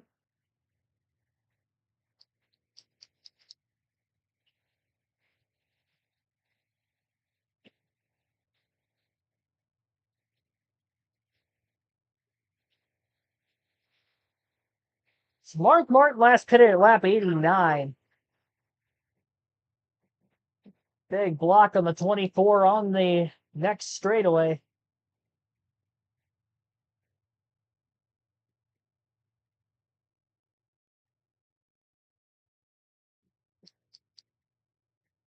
Can't hear the game, no engines. Yeah, somebody else is going to have to let me know in the chat if that is the case. How many people can't hear the game audio?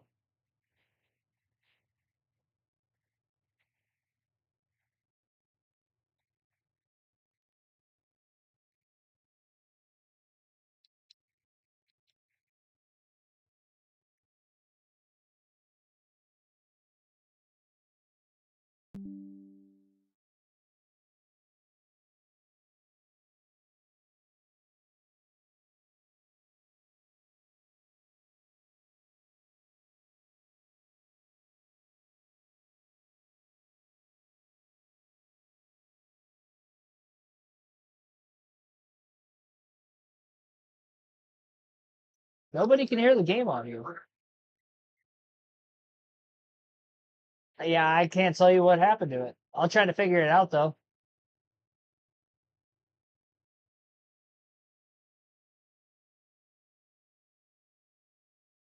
I don't know how we could have lost the game audio. I literally didn't touch anything.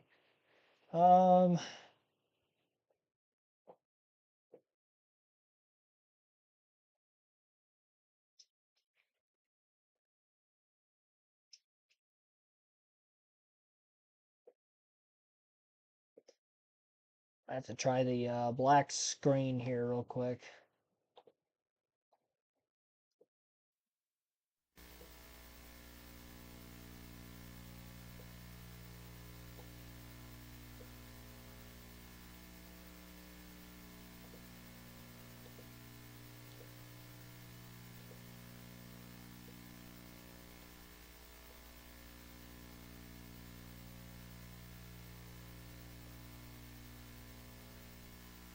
Trying to fix any audio issues we might be having here. Cue the Jeopardy music.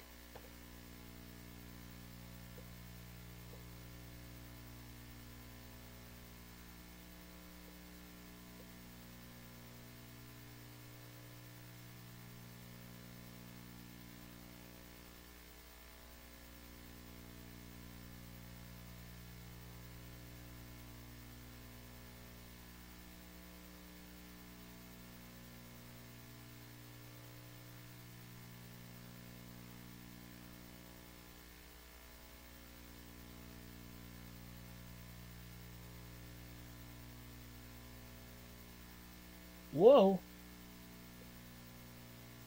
Big old camera.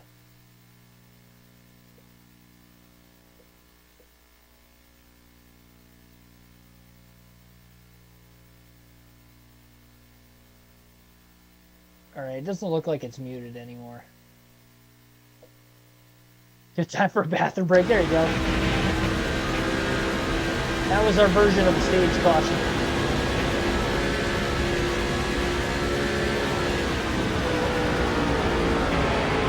I think it should be working now.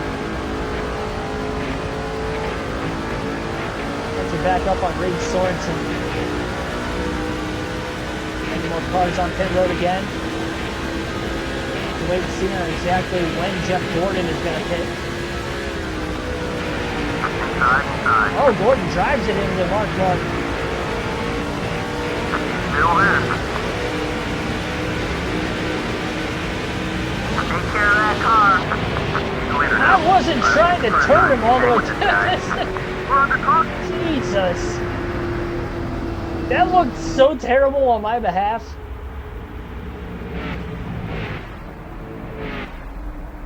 I was trying to stay down so I wasn't going to get picked behind the 41.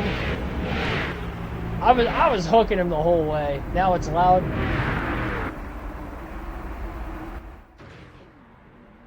There you go.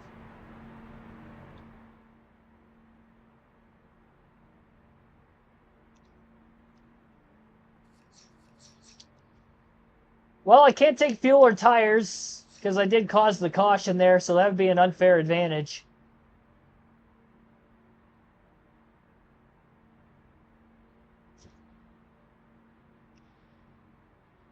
I will punish myself for wrecking Jeff Gordon.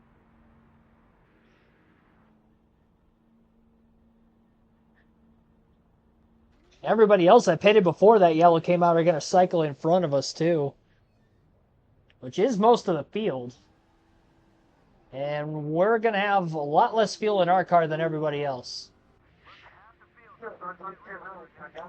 There were a few that were lapped down in this one that we had lapped during that long green flag run. For the most part, I guess there wasn't many cars that were ahead of us. Tony Rain's going to restart in the lead. Green flag is back in the air at Pocono. Lap 124, we're in 11th. That was our 7th caution of the night. Sorry, 6th caution of the night. I'll admit that's the first yellow I have caused tonight. Well, a couple of you in the chat might think otherwise with the AI trying to throw a block on me down to the bottom of the track. I don't consider that.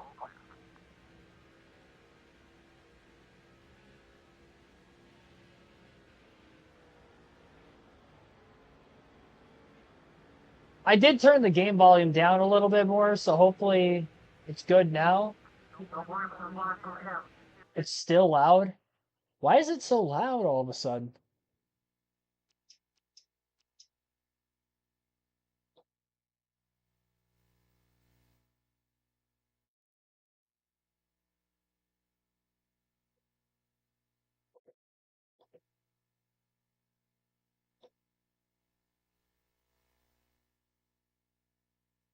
All right. Turned it down again.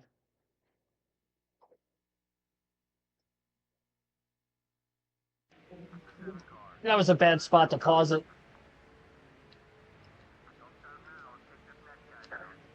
Right on corner entry. Oh, man. I think Kerbush might have bounced off the wall on the exit of turn 3.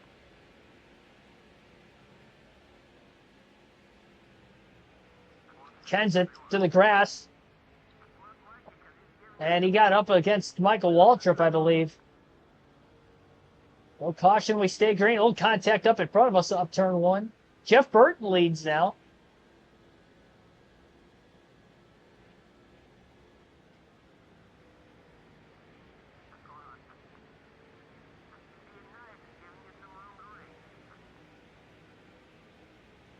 So, I don't know what the deal is here. Some people are saying it's too loud. Some people are saying it's too quiet.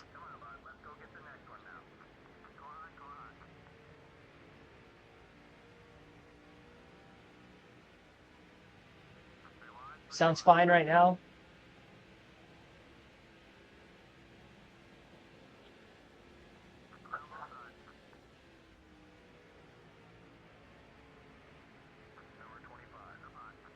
Sounds fine.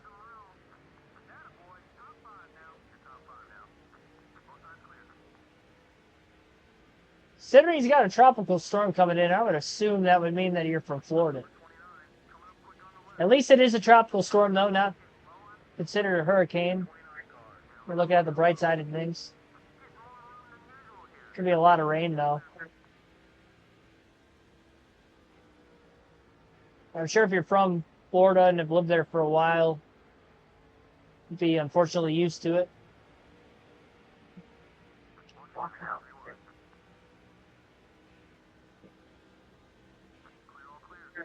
I don't know why I lifted when he was trying to make that block on me there. He Smears not giving a lot of room to Jeff Burton.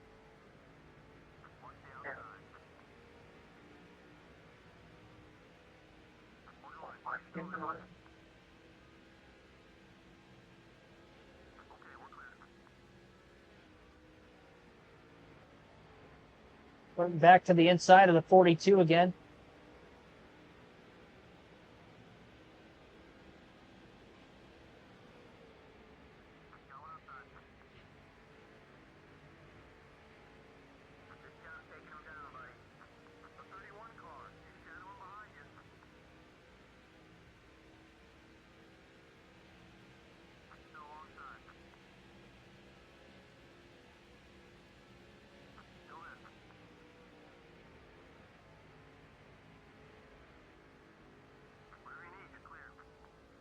Yeah, the bad news causing that caution with the Jeff Gordon incident, we're definitely on the wrong side of pit strategy now, I think.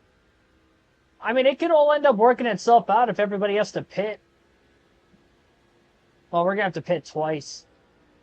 There's no way we're going to make it on one stop. I would assume everybody else... I don't know if they're going to have to pit 2 times or 1 time. They were pitting around lap 120. Some have made it 50. Some have made it less than 40. I don't know. I haven't really got a great gauge of the fuel window at all in this race, really.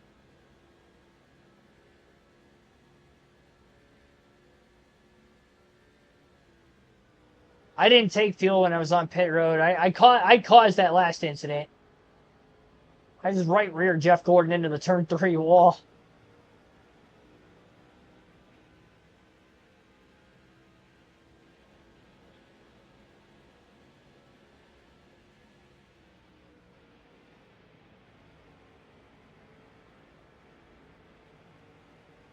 Truex pinching the 19 of Jeremy Mayfield down the racetrack a little.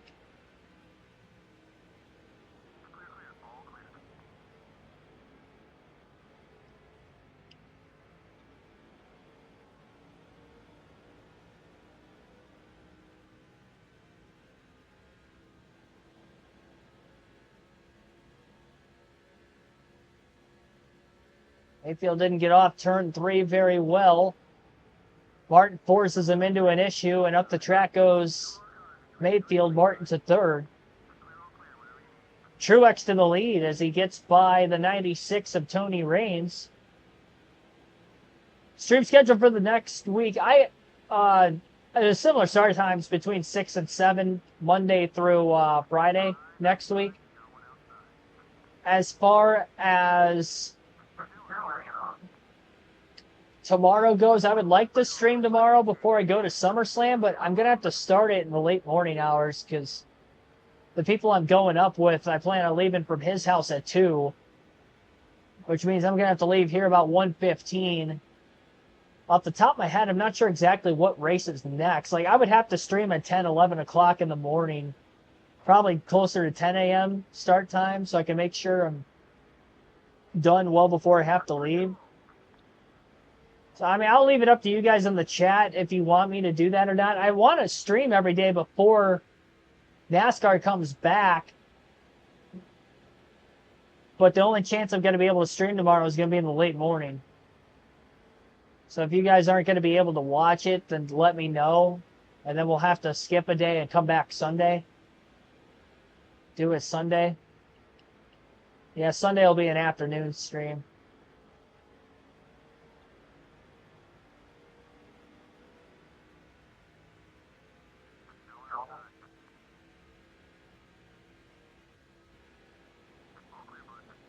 Vote in the chat. Saturday or Sunday? I might put a poll up when I make my next pit stop. The good news is Jeff Gordon's not as fast as Martin Truex Jr., so at least Martin's able to take the lead from the one of Truex. Fairly easy. Straight Sorensen into turn 2. And Martin clear.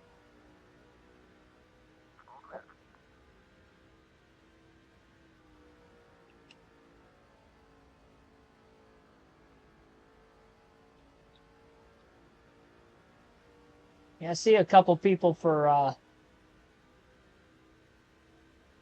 Sunday. Yeah, going to SummerSlam tomorrow. I'm excited. Should be a good one. Got a good match card. All right, so keeping an eye on that fuel window here.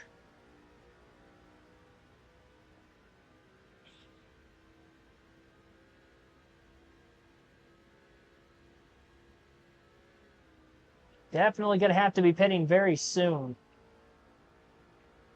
which would give the lead back to Truex, assuming he stays in second.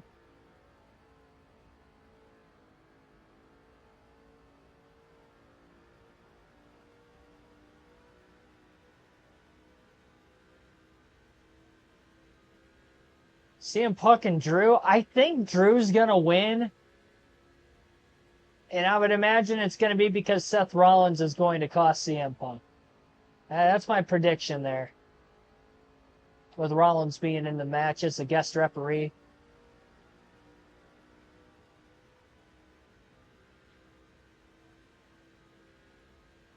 I wish we could just see like a regular clean match between Drew and CM Punk. And I'm a big Seth Rollins guy, really, but I'd rather not have him as a guest referee in the match. I get why they're doing it because, you know, all three of them are feuding with each other, but I feel like the feud between McIntyre and Punk alone with each other has been that much more significant, I feel.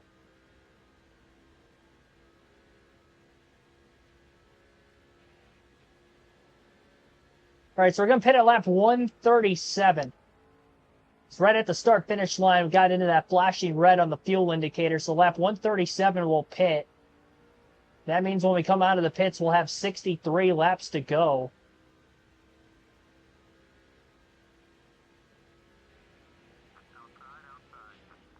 Tony Raines, Martin Truex Jr. battling for second to see who is going to take the lead from Martin when Martin pits. Had 6 cautions in this race so far today.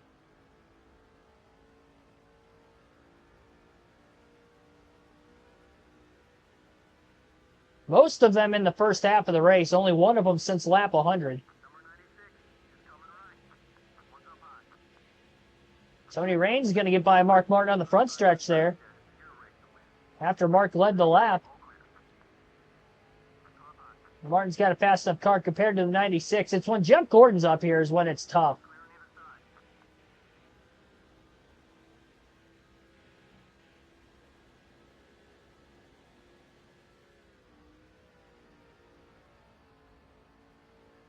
Tony Raines wide and I think up against the turn 2 wall. Overdriving the entry that time. As he tried to get back underneath Mark Martin. Martin stays out again, lap 137 will pit. So next time by, he will be coming in. And Truex is easily going to be the one to take over the race lead.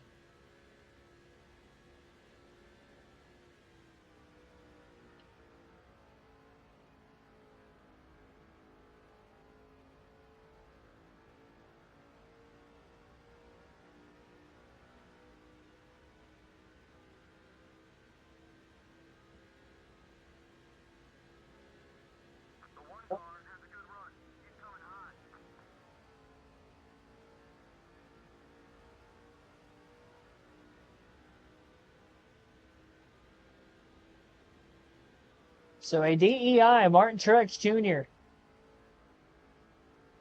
will be out in front at Pocono as Mark Martin pits from the lead.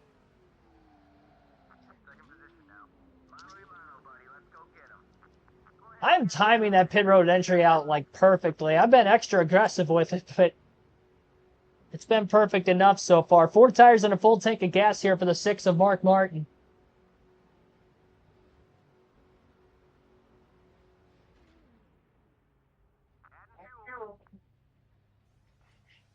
Next pay-per-view, Punk versus Drew versus Rollins.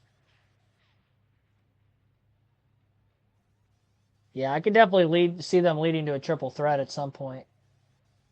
I just don't think there was enough build with Rollins to be able to do it here, so that's probably why they didn't do that for SummerSlam. All the good news with this being such a large track, Mark Martin will remain on the lead lap, 22nd place, as there's only 21 cars on the lead lap with when that last caution came out. No clue how this pit strategy is going to go the rest of the way. Mark Martin's going to have to pit one more time. I'm not sure if the rest of the field's going to have to pit 1 or 2 times. Oh, Sorensen. Hold the line, please.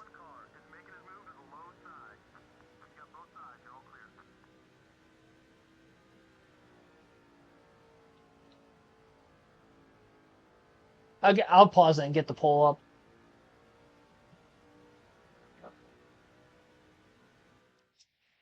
Yeah, I'll ask you guys in the poll when you want me to stream next.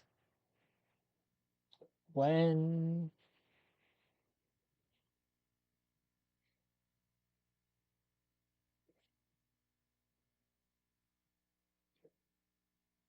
Go... Saturday, 10 a.m. Eastern or Sunday.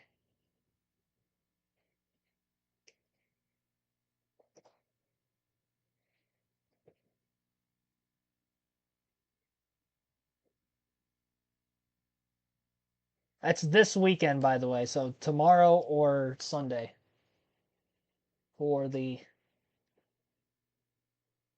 next stream.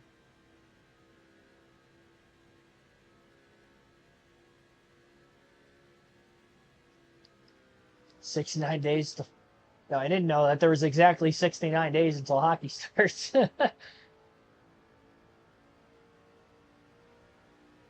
I don't count down the days from that far out. I know I've said it before, but I'll say it again. When it's NASCAR season, I really don't focus on any other sports as heavily. Solely invested in... I mean, obviously, you know, baseball season pretty much lasts all the way through NASCAR season, so it's a little different. Especially with them playing middle of the week. But... yeah, I'm solely invested with NASCAR.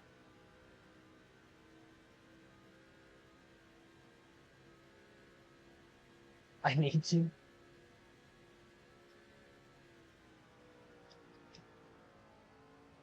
Not awake at that time either day. Jeez. You work night shift?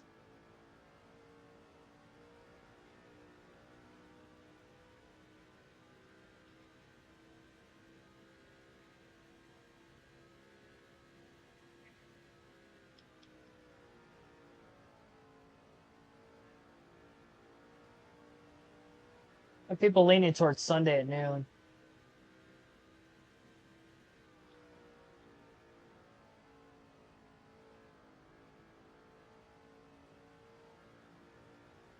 Don't wake up till 4:30 p.m. Eastern.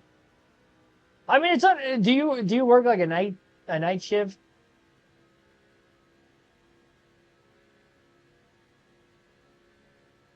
That's completely understandable if that was the case.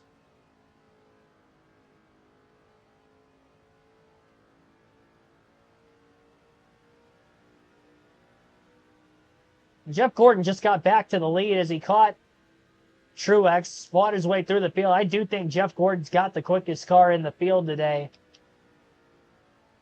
No clue if we're going to be on the correct side of strategy or not with this playing out the way it has. Night shift for 5 years. Yeah, that's completely understandable why you wouldn't be up at that time.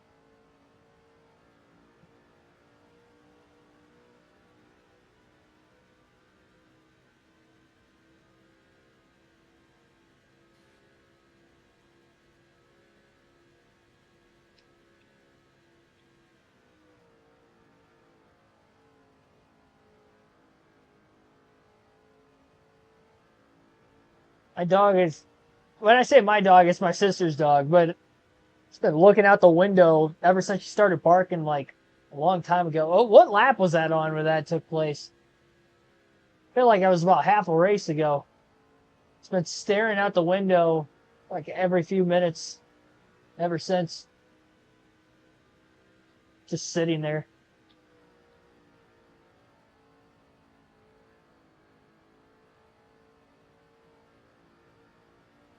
Observant of nature.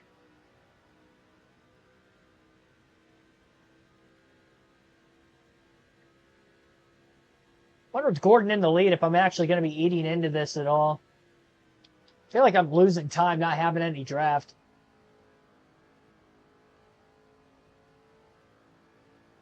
Especially to the 24, because that seemed to be the case. We were trying to make passes on him. No, she's not here right now. She's at a concert. I don't know who. Some country concert in Toledo tonight. I don't listen to country music, so the only way I would even know who they are is if like somehow they played like a pre-race concert at a NASCAR race I went to and I remember that name being mentioned a couple times like that weekend. That's really all I know of country.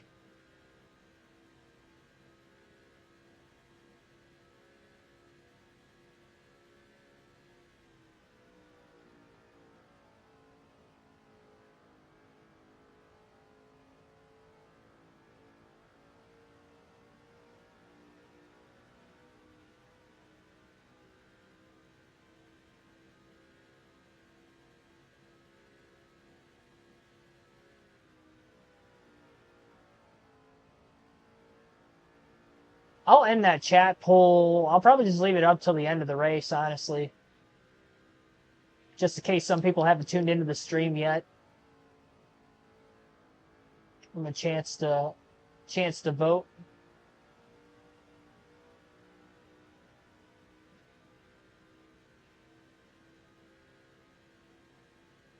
So I've actually gained 4/10 on Jeff Gordon. About 4/10 in 2 laps, so about 2/10 of a second quicker lap than the 24 on these fresher tires. It's not a lot, but again, we don't have any drafting help. Try to increase that even more.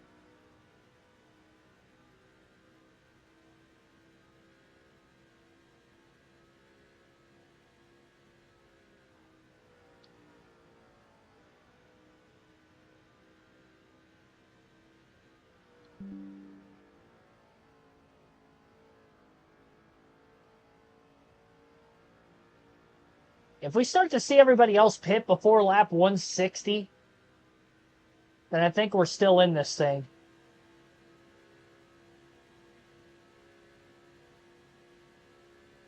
It's pretty even with Gordon that last lap.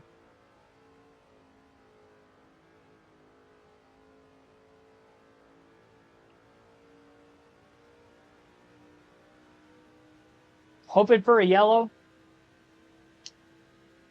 I feel like that would be the safest thing, would be to say yes. But it might work out for us. If everybody has to pit twice, you know, we'll see how it's going to work out for us and where we'll cycle after the first wave of stops. It's my second one. I may just try to go fuel only,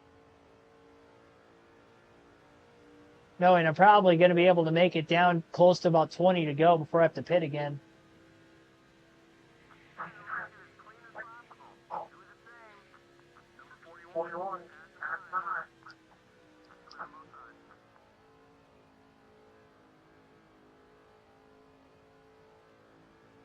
Battery's low, charge my computer. Why do you say that? my laptop's actually charged in currently.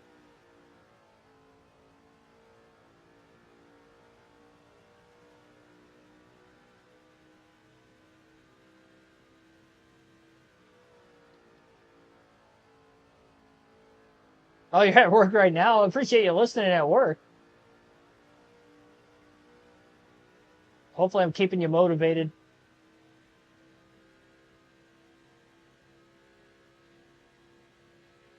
I'm still consistently about 37.5 seconds behind Jeff Gordon lap over lap. I was a couple tenths quicker than him for like a couple laps, and now all of a sudden it's just even lap over lap. He'll probably slow down a little more trying to pass Reed Sorensen than what I was, but leaders are only catching Sorensen like once every, feels like 20 laps or so. Maybe a little less than that, but a lot of smoke in turn 3 that I see up ahead, but there was no caution. Yeah, up towards the wall.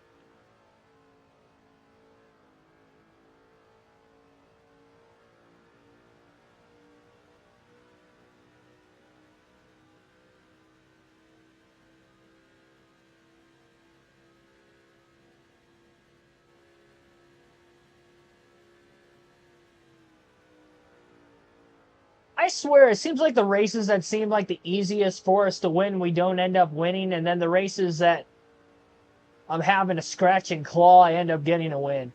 Like, that's kind of the way the season's gone. Last 2 races led the most laps, didn't win, or sorry, not the last 2 races, but the last 2 races I didn't win, I led the most laps in.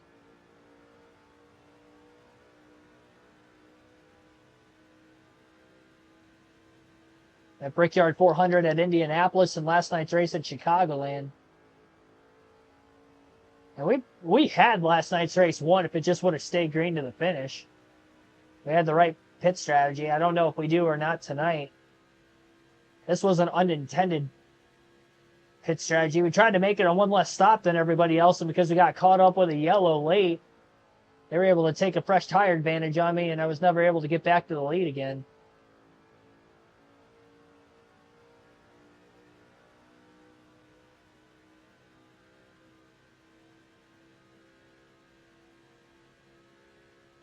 I go out and get lunch sometimes. There's a Subway like extremely close from where I work. Every now and then I'll go to McDonald's, but for the most part, I'm bringing my lunch.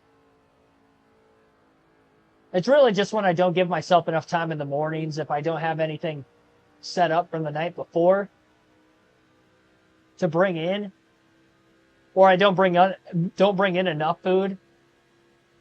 It's most of the time I'll still bring in something, but I try to eat during every break because I'm trying to bulk right now. So, you know, if I only have so much food at work on the day and I'm not going to be able to eat until I get home at like 5:15 in the afternoon, I go in, I leave for work about 5 or so in the morning, a little bit, about a quarter after 5, 5:20 in the morning I leave. It takes me about 35 minutes to get there.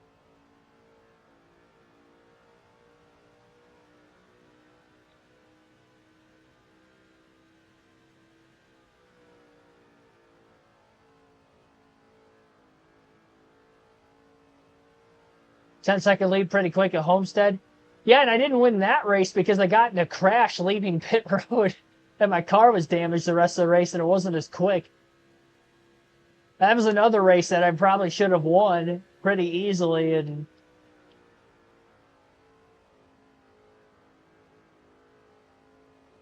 that almost said the apex, the entrance off of pit road, so slippery there using that access road.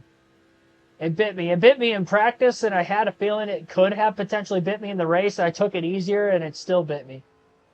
I purposely wasn't pushing as hard because I wrecked in practice, trying to go full speed out of there, and I still wrecked.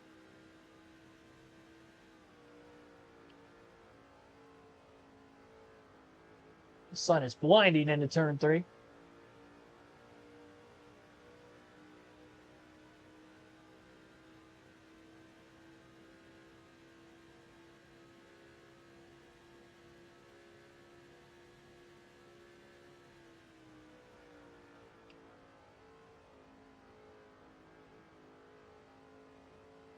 I feel like Jeff Gordon's going to end up leading the most laps in this race, too. So backside of this run, I just don't know if I'm going to actually get to the lead or not. And they haven't, nobody has hit pit road yet, which really scares me for us being on the wrong side of strategy here. I think we're going to need a caution. The problem is we get a caution, and because we have an even split of cars a lap down in the lead lap, we'll be at the tail end of the field and have to pass every car. Like, I don't know how much time we're going to have to do all that.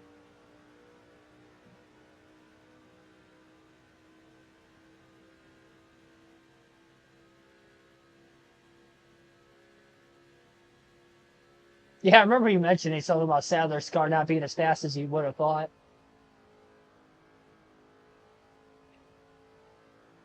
What's Sadler's grade on this game for, like, intermediate tracks before you went there with it? Obviously, it probably wasn't an A+.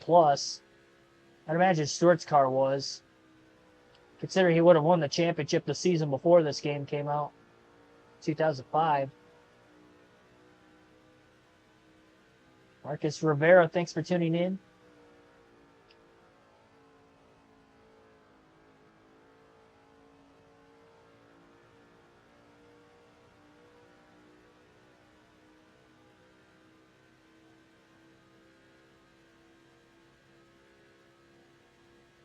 Yeah, EA Sports had NASCAR games for a long time. What was their first one? 2000? So from then through 2009. Here's Reed Sorensen. Martin catching him in the draft. He'll get him into turn 2.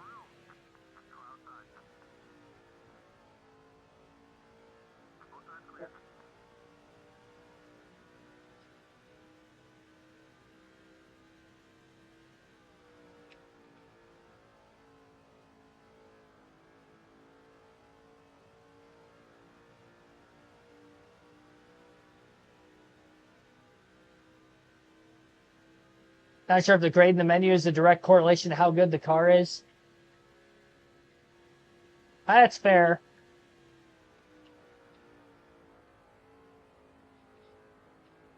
I would assume that it has correlation with it, but... Oh, 98, okay. Yeah, so you definitely know more. JC knows a lot more about the history of NASCAR gaming than I do. I'm not the person to ask when it comes to that. Now we're talking history buff. I'm your guy, but NASCAR history gaming?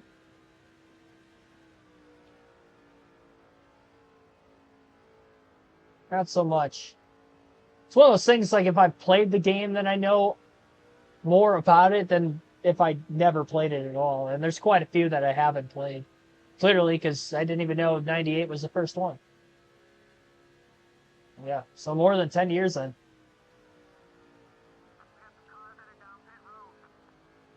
That chat poll's getting closer, by the way. It's like 60-40 right now.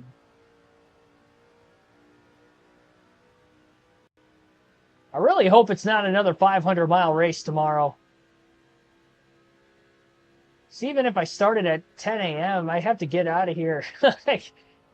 I probably have to leave here like around 1-ish. A 500-mile race is going to take probably around 3 hours. I mean, just for instance, this race started at 6. We're at lap 157 right now out of 200. About a quarter after 8 Eastern.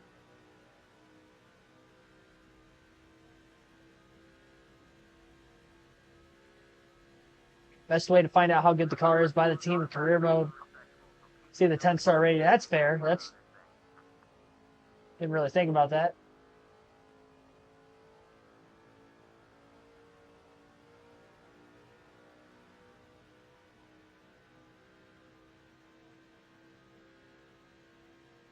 Well, we got cars pitting before lap 160, and these cars that are pitting now, I would think, are going to be less likely to make it to the end of this race. Jeff Gordon, unfortunately for ourselves, is still out on the racetrack. Only 2 lead lap cars pitted that last time by, because Martin has only gained 2 spots out of it.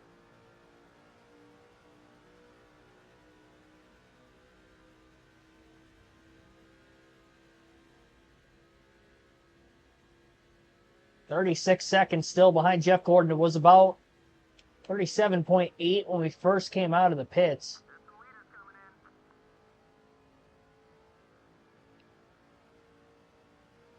We pitted at lap 137.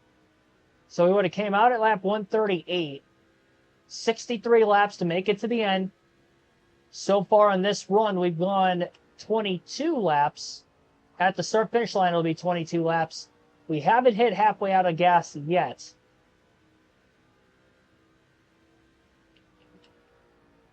So we are tracking that.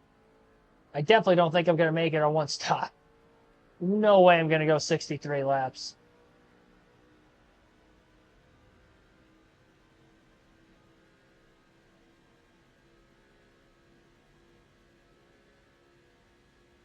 Well, if the next race is at Charlotte, it's 500 miles. I'm kind of hoping that Sunday at noon ends up winning the pole. But if you guys want me to do it tomorrow morning, I will.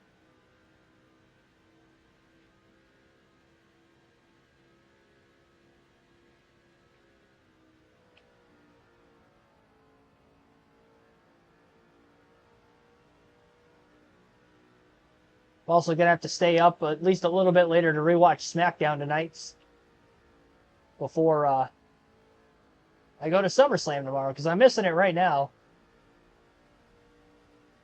Played any of the World of Outlaws games that's been coming out?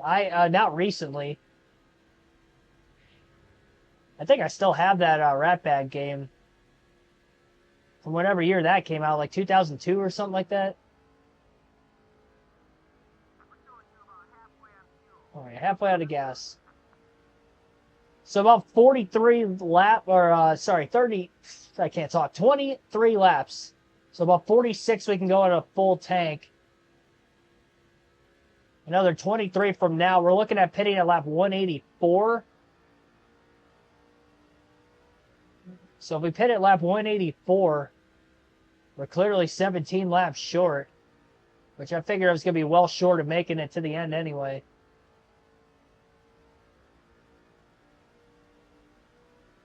Quite a few cars still out on the track as we speak.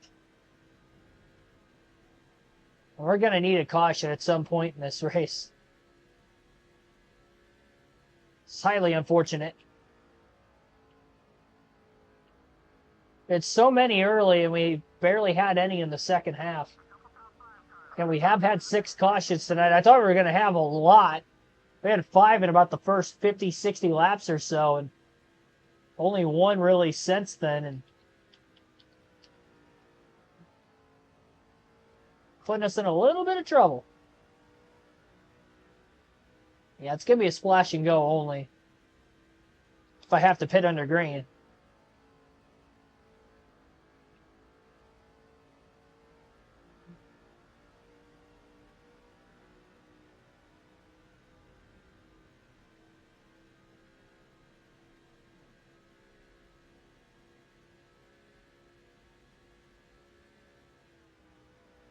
Oh, yeah, I did play the PS3 game also. I don't have that currently, but yeah, I did play the heck out of that PS3 game. I actually forgot about that until you just mentioned it.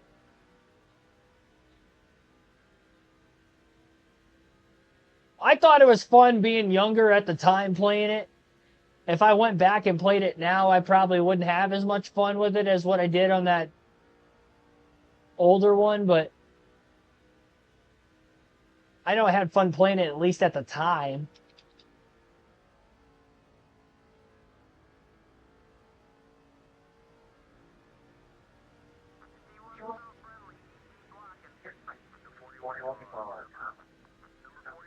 Maybe debris caution. It's possible. Seen 6 yellows today. 3 of them have been debris, and 3 have been wrecks. So. Gordon on his way into the pits now with about 37 laps to go. I really think he's going to be able to make it on field at the end. He was one of the last cars to pit. Him and whoever's in second currently. Mark Martin going to cycle out of the pits well in front of him.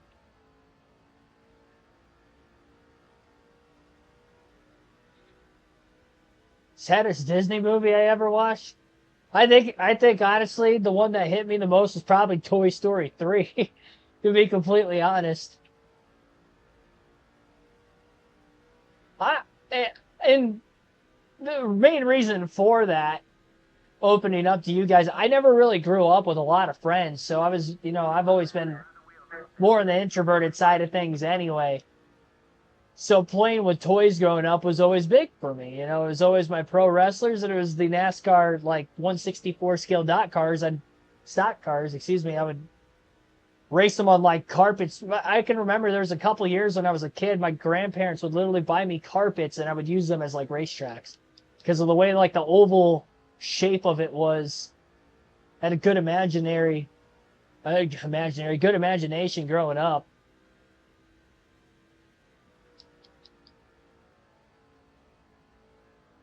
So, yeah, seeing the end of that movie when he had to, like, give up, like, all of his toys. Yeah, it was definitely Toy Story 3. That hit me. Because that reminded me when I had a garage sale when I was, like, 12, 13 years old, and I was giving up a lot of it. Like, I had a lot more 1/64 scale die casts than what I have now. And basically the ones that didn't get sold in that garage sale are the ones that I still have to this day. And I can remember, like, even from those years, I'm like, I'm not getting rid of these. I'm going to keep these, for the rest of my life. Because it does have a good, like, I want to at least keep some of my childhood alive to that extent. And so I've got them. They've been in my closet ever since. Then if I ever have kids growing up, too, I hope, they'll have a ton of 1/64 scale NASCAR diecast that they could play with, so kind of pass that down to them. Same with the all the pro wrestling stuff that I have from growing up.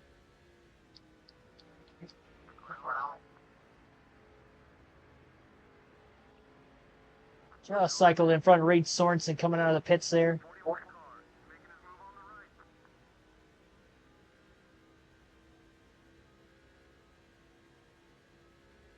See, I never watched Cars 3.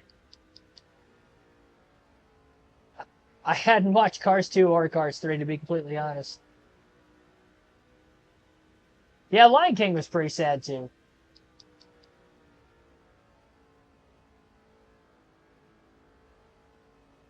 That's fair.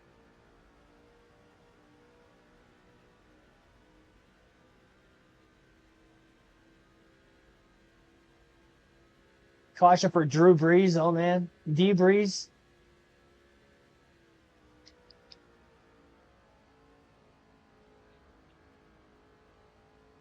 Yeah, this sucks. We actually came out with a few second lead, too.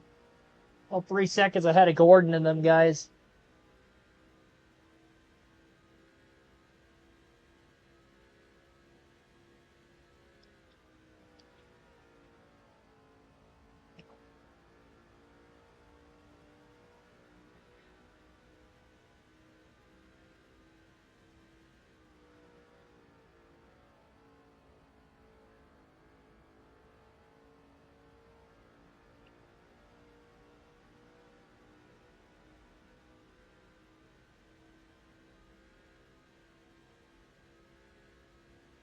Actually opened it up to about a 3.5-second lead. Now, I think that was largely due to Reed Sorensen holding up the rest of the leaders behind him. We cycled out of the pits just in front of him when he was leaving pit road a few laps ago. Even then, I've been able to pass him outside of one time a lot sooner than the rest of the field.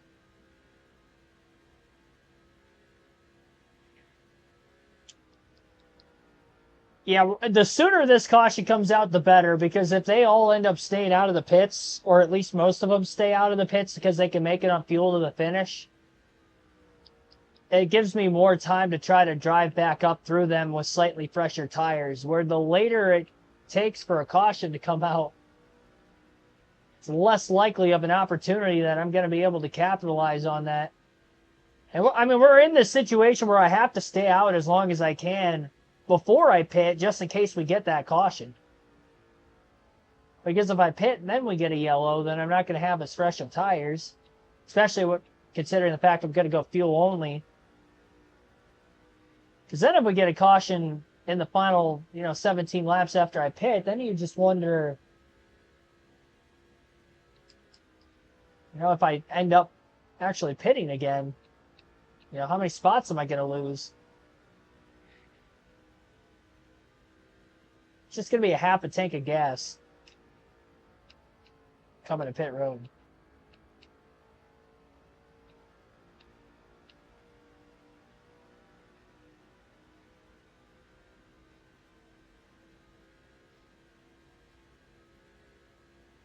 Mustafa's getting a CGI movie next year. It looks awesome. I didn't hear about that. I don't even know what the last Disney movie I watched that came out. I couldn't even tell you. Zero clue. Daniel Creed, I don't even know who that is, to be completely honest. I don't know.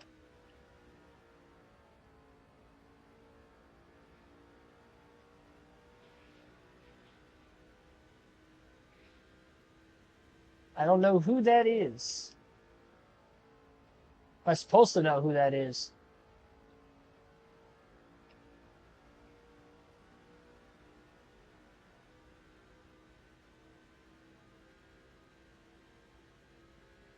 Well, he's been trimmed down finally.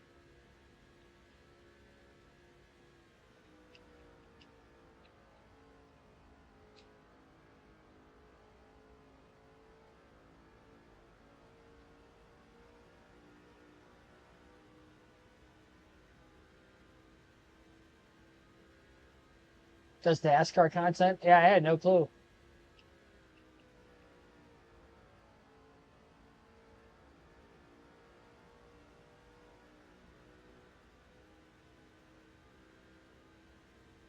I will say most of the content creators in the NASCAR YouTube community, the only ones I really know are the ones that were around before I started my channel.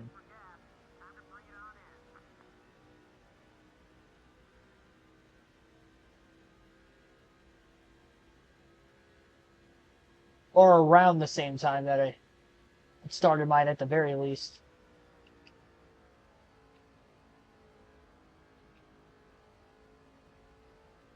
Maybe he's been around for a while and I never discovered. It's possible.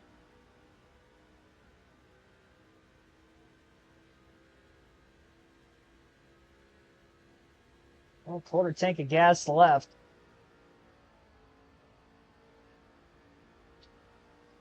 And the plan is to pit at lap 184.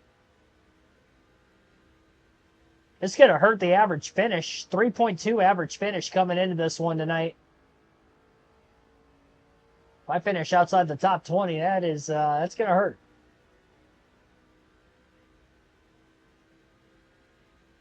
We had 3 cautions in the final 25 laps yesterday, so you never know.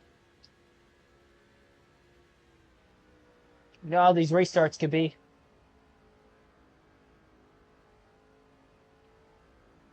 Again, Jeff Gordon is closing.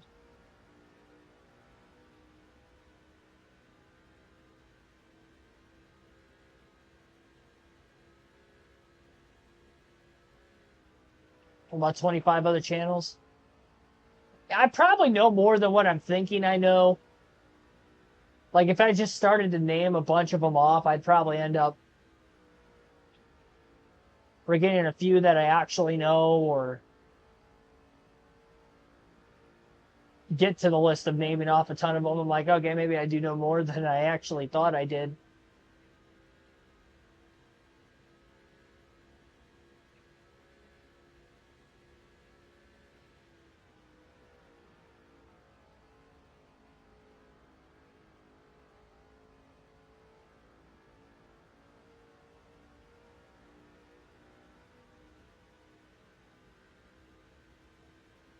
Is that Tony Raines trying to pass Jeff Gordon for the lead? I think it is. Well, for second. Second right now, it'll eventually be the lead. It is. Yeah, actually, I think the first I discovered JC was, this may sound weird, but, I'm really big into listening to music. I listen to a lot of metal. When Bullet for My Valentine's self-titled album came out, I was just watching a bunch of like reaction videos of it and stuff because I wanted to see what just like other people thought about it. So at that time, like, I mean, I was listening to quite a few bands, but nowhere near to the extent that I listen to now. So I was just trying to gauge like an internet connection off of it, essentially. And JC had a video on it. And that was like one of the first videos I actually watched of it. And I don't know what the timeline of that was to when you had discovered this channel. I don't know if that's before or after. Because that would have been, that album came out about like November 2021, I think. I really hadn't done any of the live commentary, stuff for the most part. I did a couple races in 2021, kind of a test to it, but then I started doing every cup race in 22 and Truck Xfinity Cup last year and so on and so forth now, but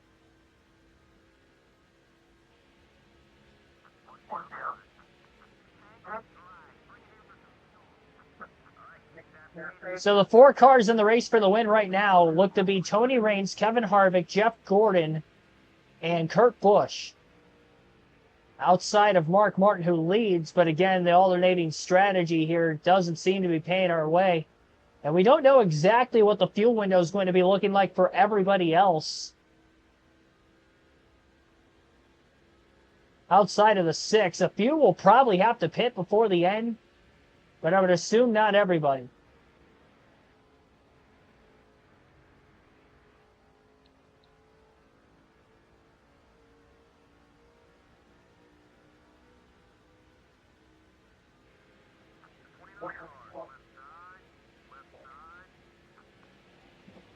Three wide for second. Gordon sails it off into the corner. A little contact with Mark Martin. Yeah, Gordon's going to get to the lead here.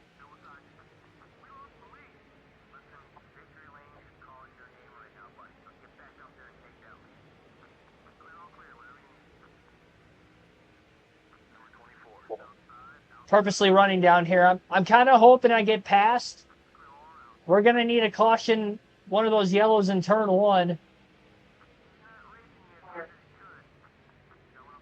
Backing off just a little bit.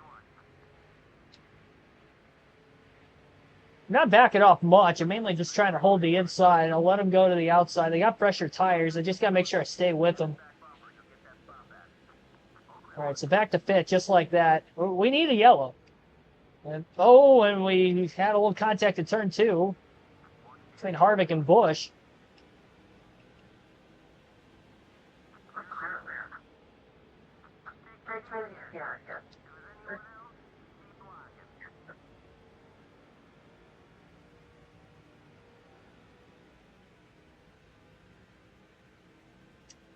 They're not baiting for it right now.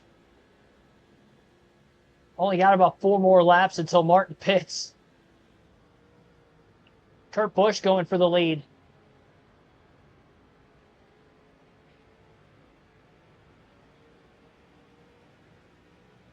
I mean, if it stays green to the end, it really is about a 25% chance any one of these guys can go out and win this thing.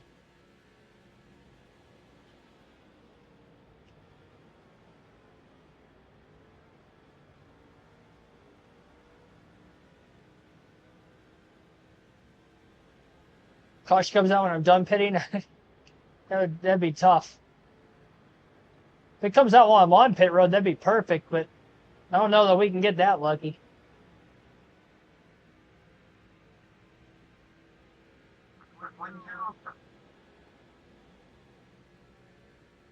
Here we go. Gordon going down for the block. Into Tony Raines up against the wall, but there's no caution. Oh, man. Gordon was so... Well, Raines looked like he was more sideways than Gordon. They were so sideways. And there was no caution for that. We stay green. Mark moves to third.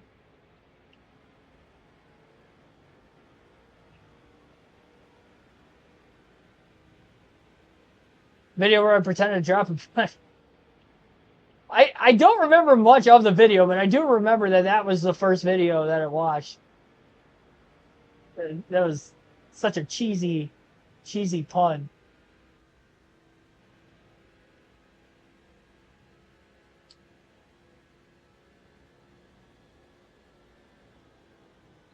And Kurt, oh, he missed Harvick. Dang it. Kurt Busch already missing a hood, too.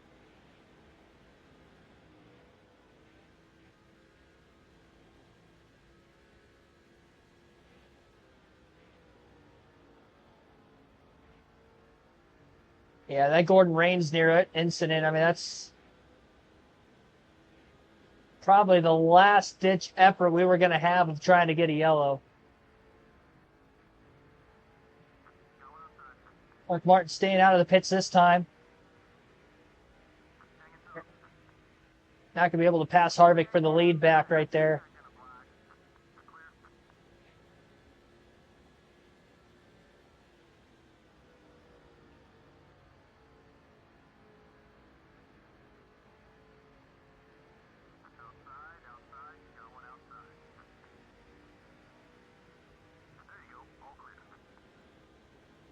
I'd like to stay out one more lap. I mean, that's really going to be pushing the fuel tank. I think I'm going to have to pit this time. I don't want to risk running out of gas. I feel like it went to the flashing red a little sooner. We run out of gas, we're going to lose even more spots before the finish here. So Martin will pit from second. There'll be a half a tank of gas only. I know I locked the tires up, but we're not going to take tires. Just enough fuel to make it to the end. November 7, 2021. Yeah, I figured it was around the time that the album came out, because I'm pretty sure it was... I mean, I would assume it would have to have been, like, pretty close to when the album came out. I was watching a lot of, like, reaction videos at that time. Not really the case anymore. I don't give myself enough time to watch a lot of YouTube anymore.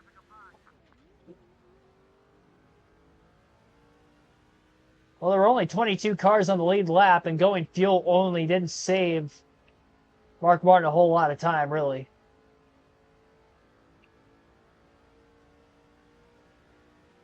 Harvick leads, 16 laps to go at Pocono for him. It's going to be our second worst finish of the season where we're running right now.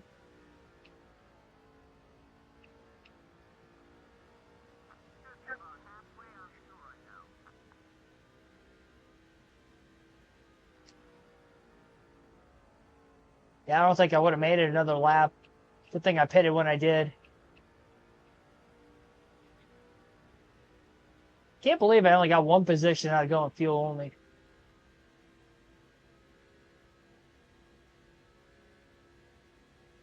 I don't think we would have made it on fuel with a half a can.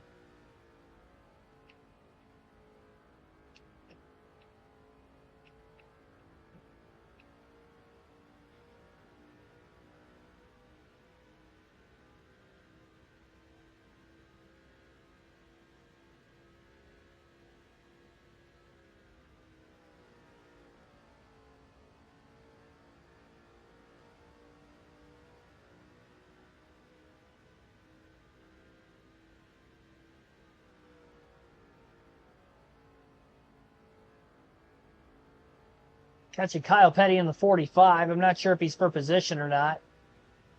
I'd imagine not, but...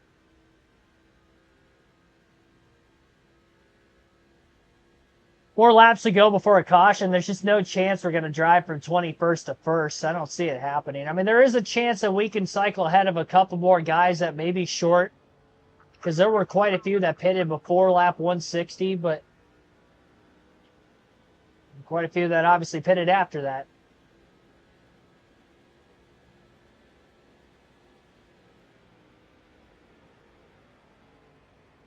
And draft behind Kyle Petty. Try to get him up to the next car in front of us here and see if we can get a caution caused. He's so slow. Couldn't even stay behind him.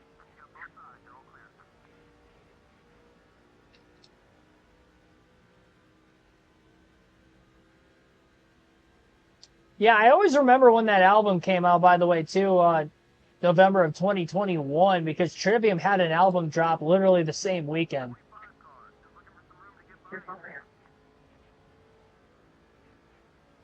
Those are two of my more favorite metalcore bands, too.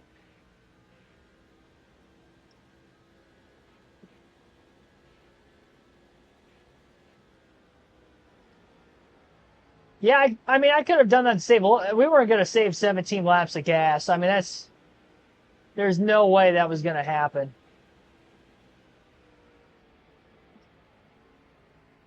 So we caught Hans good. He's blocking wide. Kyle Petty is underneath us. We'll let him go.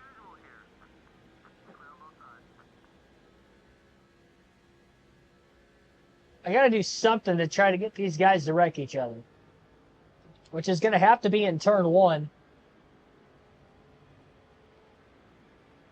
As Petty gets by good.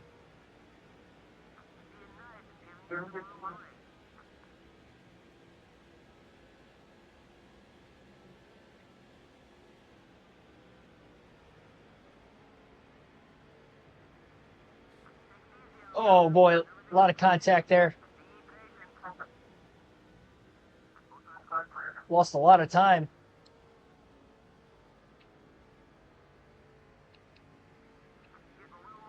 Well, Good's going low. Can he get close enough to the back of the 45 car first? Got to draft with him. All right, there we go. Crash, please crash. They crashed. Caution, we got one. That's some thinking right there. We got a caution. Hans Good, Kyle Petty have crashed in turn 1 with 12 laps to go. It was a lot later than I was hoping, but I knew that was our only chance to get a yellow. That's actually the first time we've gotten a caution off of that. Usually we haven't gotten a wreck, but I knew there was a chance of it. Now if they start pitting, I'm going to stay out. If they don't pit... Oh, we got cars pitting. I don't know how many. I'm staying out. There were a few of them that pitted, but not a lot. I gained a couple of spots there. All right. I only gained 2 of them out of that. 19th, we have 8 laps to go. My tires are older. Hindsight, I should have pitted. I also don't know how many more cars were on the lead lap. I think it was just the 22, but... Now we needed to stay green the rest of the way. Newman to the lead on the restart as he gets by Kevin Harvick. Not having the restart gear in, it really hurt there. And we do have older tires, so I don't know how much we're really going to be able to get through everybody in this pack. We're going to try our best. It's a 2.5-mile track, so 8 laps around Pocono is a little bit of time. Really wish we had more laps in this. I mean, maybe we can get a top 10 out of it, but...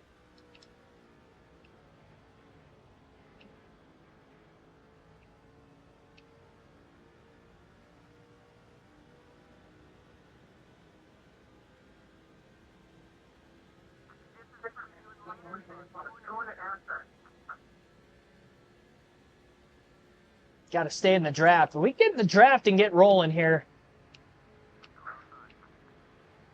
I just gotta hope that I clear up. Well, I don't have to clear up if I have a car down on the inside of draft with. Like, I have the 191 here. So I could stay underneath Jeff Burton and draft by him.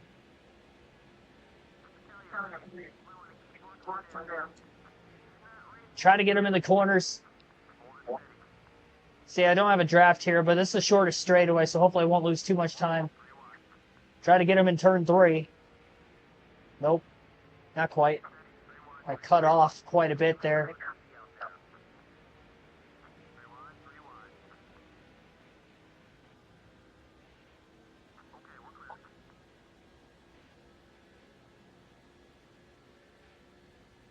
Up to 14th. If Jeff Gordon was leading this race, knowing how fast he is, he's going to be the hardest one to pass if we do somehow get all the way to the lead. It is not over.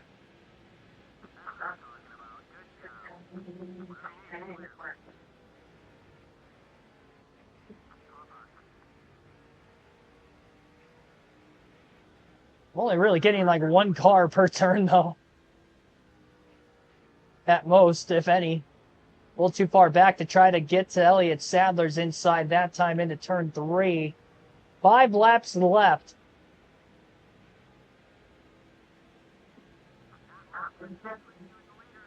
Sadler going for it. He and Bobby Labonte are side by side. Down into the first turn, squeezing 3 wide to the bottom is Martin. How many is he going to get in that corner? Quite a few. Couldn't quite clear Matt Kenseth, though. I mean, oh, forced my way in there. That cost me a lot of time. Sadler gets blocked big time by Martin as Martin barely holds on for 8th.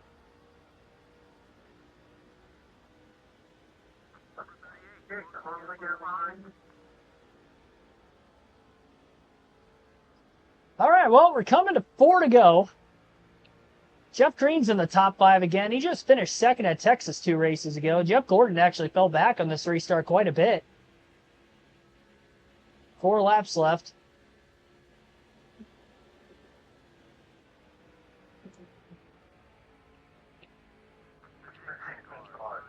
Martin under Biffle. Clear for 7th.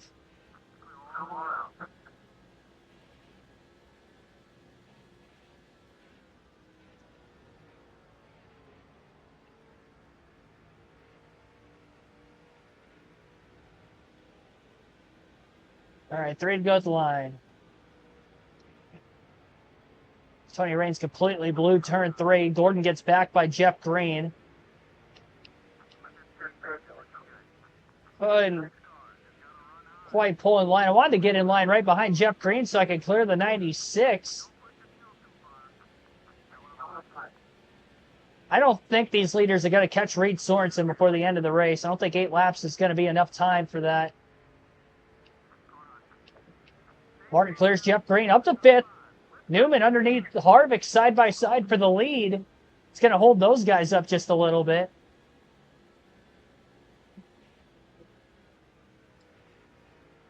Gordon going for 3rd. Martin bump draft in the 24.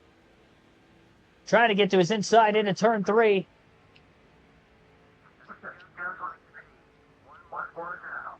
Martin clear of Gordon off turn 3. Had to get around him when he could. He passed Jeremy Mayfield also with that 3-wide move. 2 laps left. I didn't think 8 laps was going to be enough time, but it's going to be close. Passing the leader is going to be the hardest.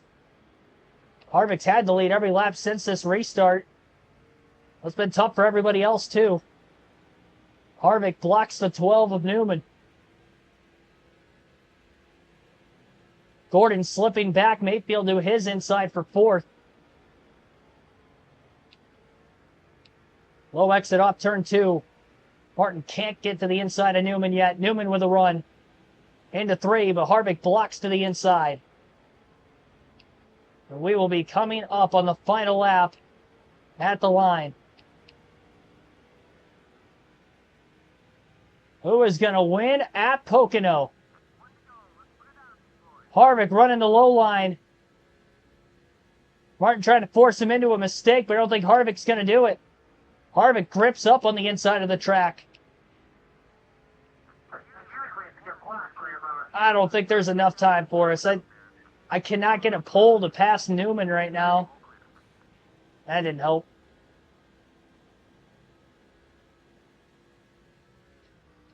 Yep, that's going to be all she wrote. I just couldn't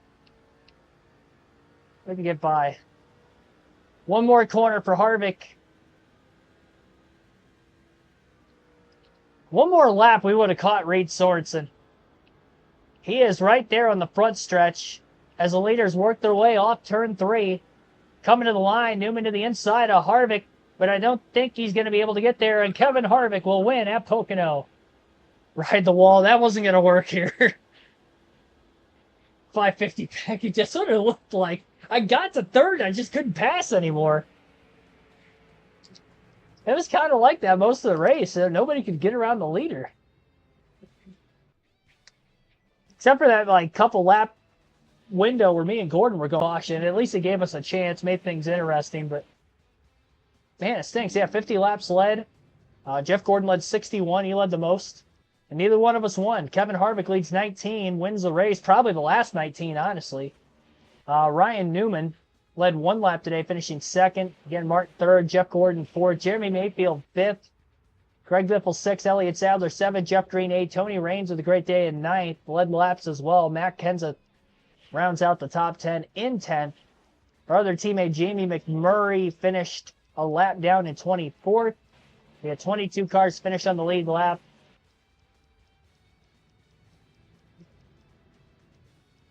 As far as engine failures go, Denny Hamlin blew a motor, Dale Jr., Scott Riggs, Tony Stewart, Pete Harris, J.J. Yaley, Jimmy Johnson, S. Garrett. Reed Sorensen finished the race but many laps down. Jay Zim blew a motor. Paul Menard blew an engine. So we had 10 DNFs at Texas, and I think we had 10 again tonight, too. With 11 engine issues, Sorensen finished the race 51 laps down. Margin of victory, 0.06 of a second. 7 cautions. 5 of them in the first 60 laps. 3 hours, 44 minutes total time in the race today, 133.92 mile per hour average race speed.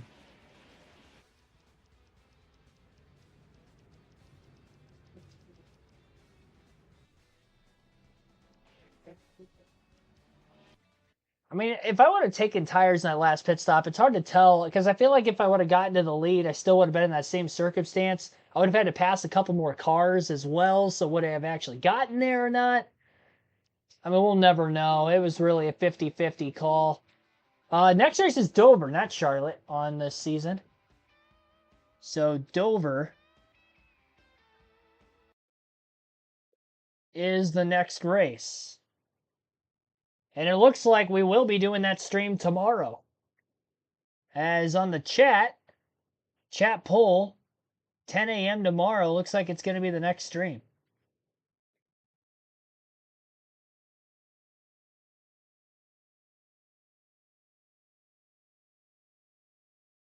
We did have a good run.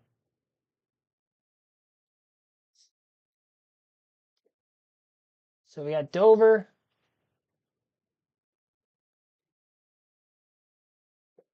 Let me see here.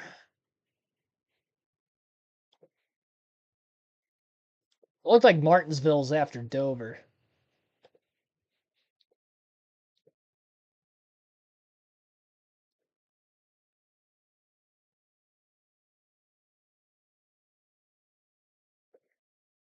So we have Dover, Martinsville, California, Watkins Glen, Bristol Night, Atlanta, New Hampshire, Sonoma/Infineon, and then Daytona are the final 9 races of the season.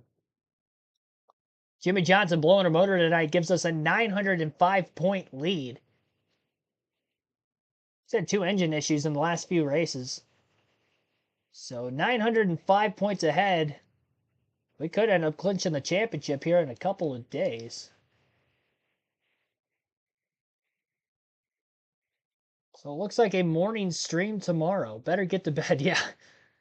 It's going to be a morning stream. 10 a.m. That means I'm going to have to get my workout in extra early.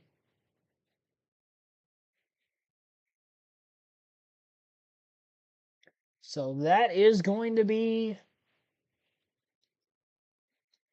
that.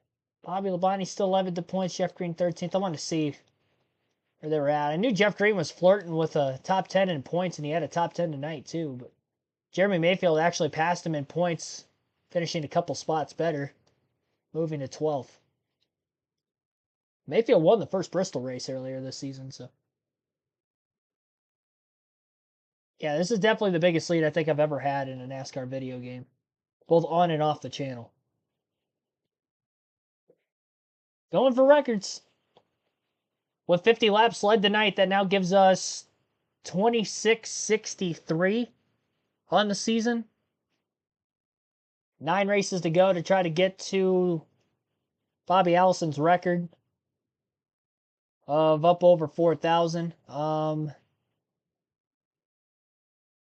it was a 3.2 average finish, and we finished third tonight, so it's probably going to stay about a 3.2 if I had to guess. I don't think that's going to change at all. So, yeah. And now 15 wins still on the season after tonight. It's back-to-back races without a win now. 23 top 5s and 25 top 10 finishes in 27 races. What an absurd season. By the way, first win of the season for Kevin Harvick. He is now the 9th different winner on the year. And for Harvick, again, that is win number 1. Gives him 5 top 5 finishes on the season now and 12 top 10s. So it's coming, some of the stats there. Yeah, Jimmy Johnson, for instance, second in points. He has 2 wins, 14 top 5s, and 20 top 10 finishes. Have 15 wins, 23 top 5s, and 25 top 10 finishes. That's the difference here. I got 5 more top 10s, 9 more top 5s, and 13 more wins than Jimmy. That's why we got a 900-plus point lead. No DNFs this season either, and he's had a couple. Worst finish is 23rd. We've only finished outside of the top 10 twice. Looked like tonight was going to be one of those nights we were going to, but got the caution, luckily, with 12 to go, and we were able to get up to 3rd. All right. Workout tonight. I've already worked out today. I'm not working out twice in one day. I'll get some rest first before I do that. Okay, so that's going to wrap up tonight's stream. I guess tomorrow morning, 10 a.m. Will be our start time for that one. I'll look to see how long Dover races have taken in the past on the channel. I actually ran a Dover race on this season already, and I did win. It was the 3rd race of the year, led 241 laps in that one. I'm going to see how long that was. I'll put a community tab post out. I'll check it after the stream because it's going to take me a minute to find that stream because it was over a year ago. So I will find that stream then as soon as I get the point standings and all that updated for tomorrow's stream, and then I'll decide on a start time. I'm looking at 10 a.m. tomorrow, but I might have to start it earlier just to make sure I have plenty of clearance from when I end up having to leave. That way I'm not crunching for time. So, you're young, I could do it. I mean, I could do it, but I also don't want to hurt myself. That's the thing here. I don't want to overexert myself. All right, everybody, have a good night. See you back better than ever again tomorrow morning.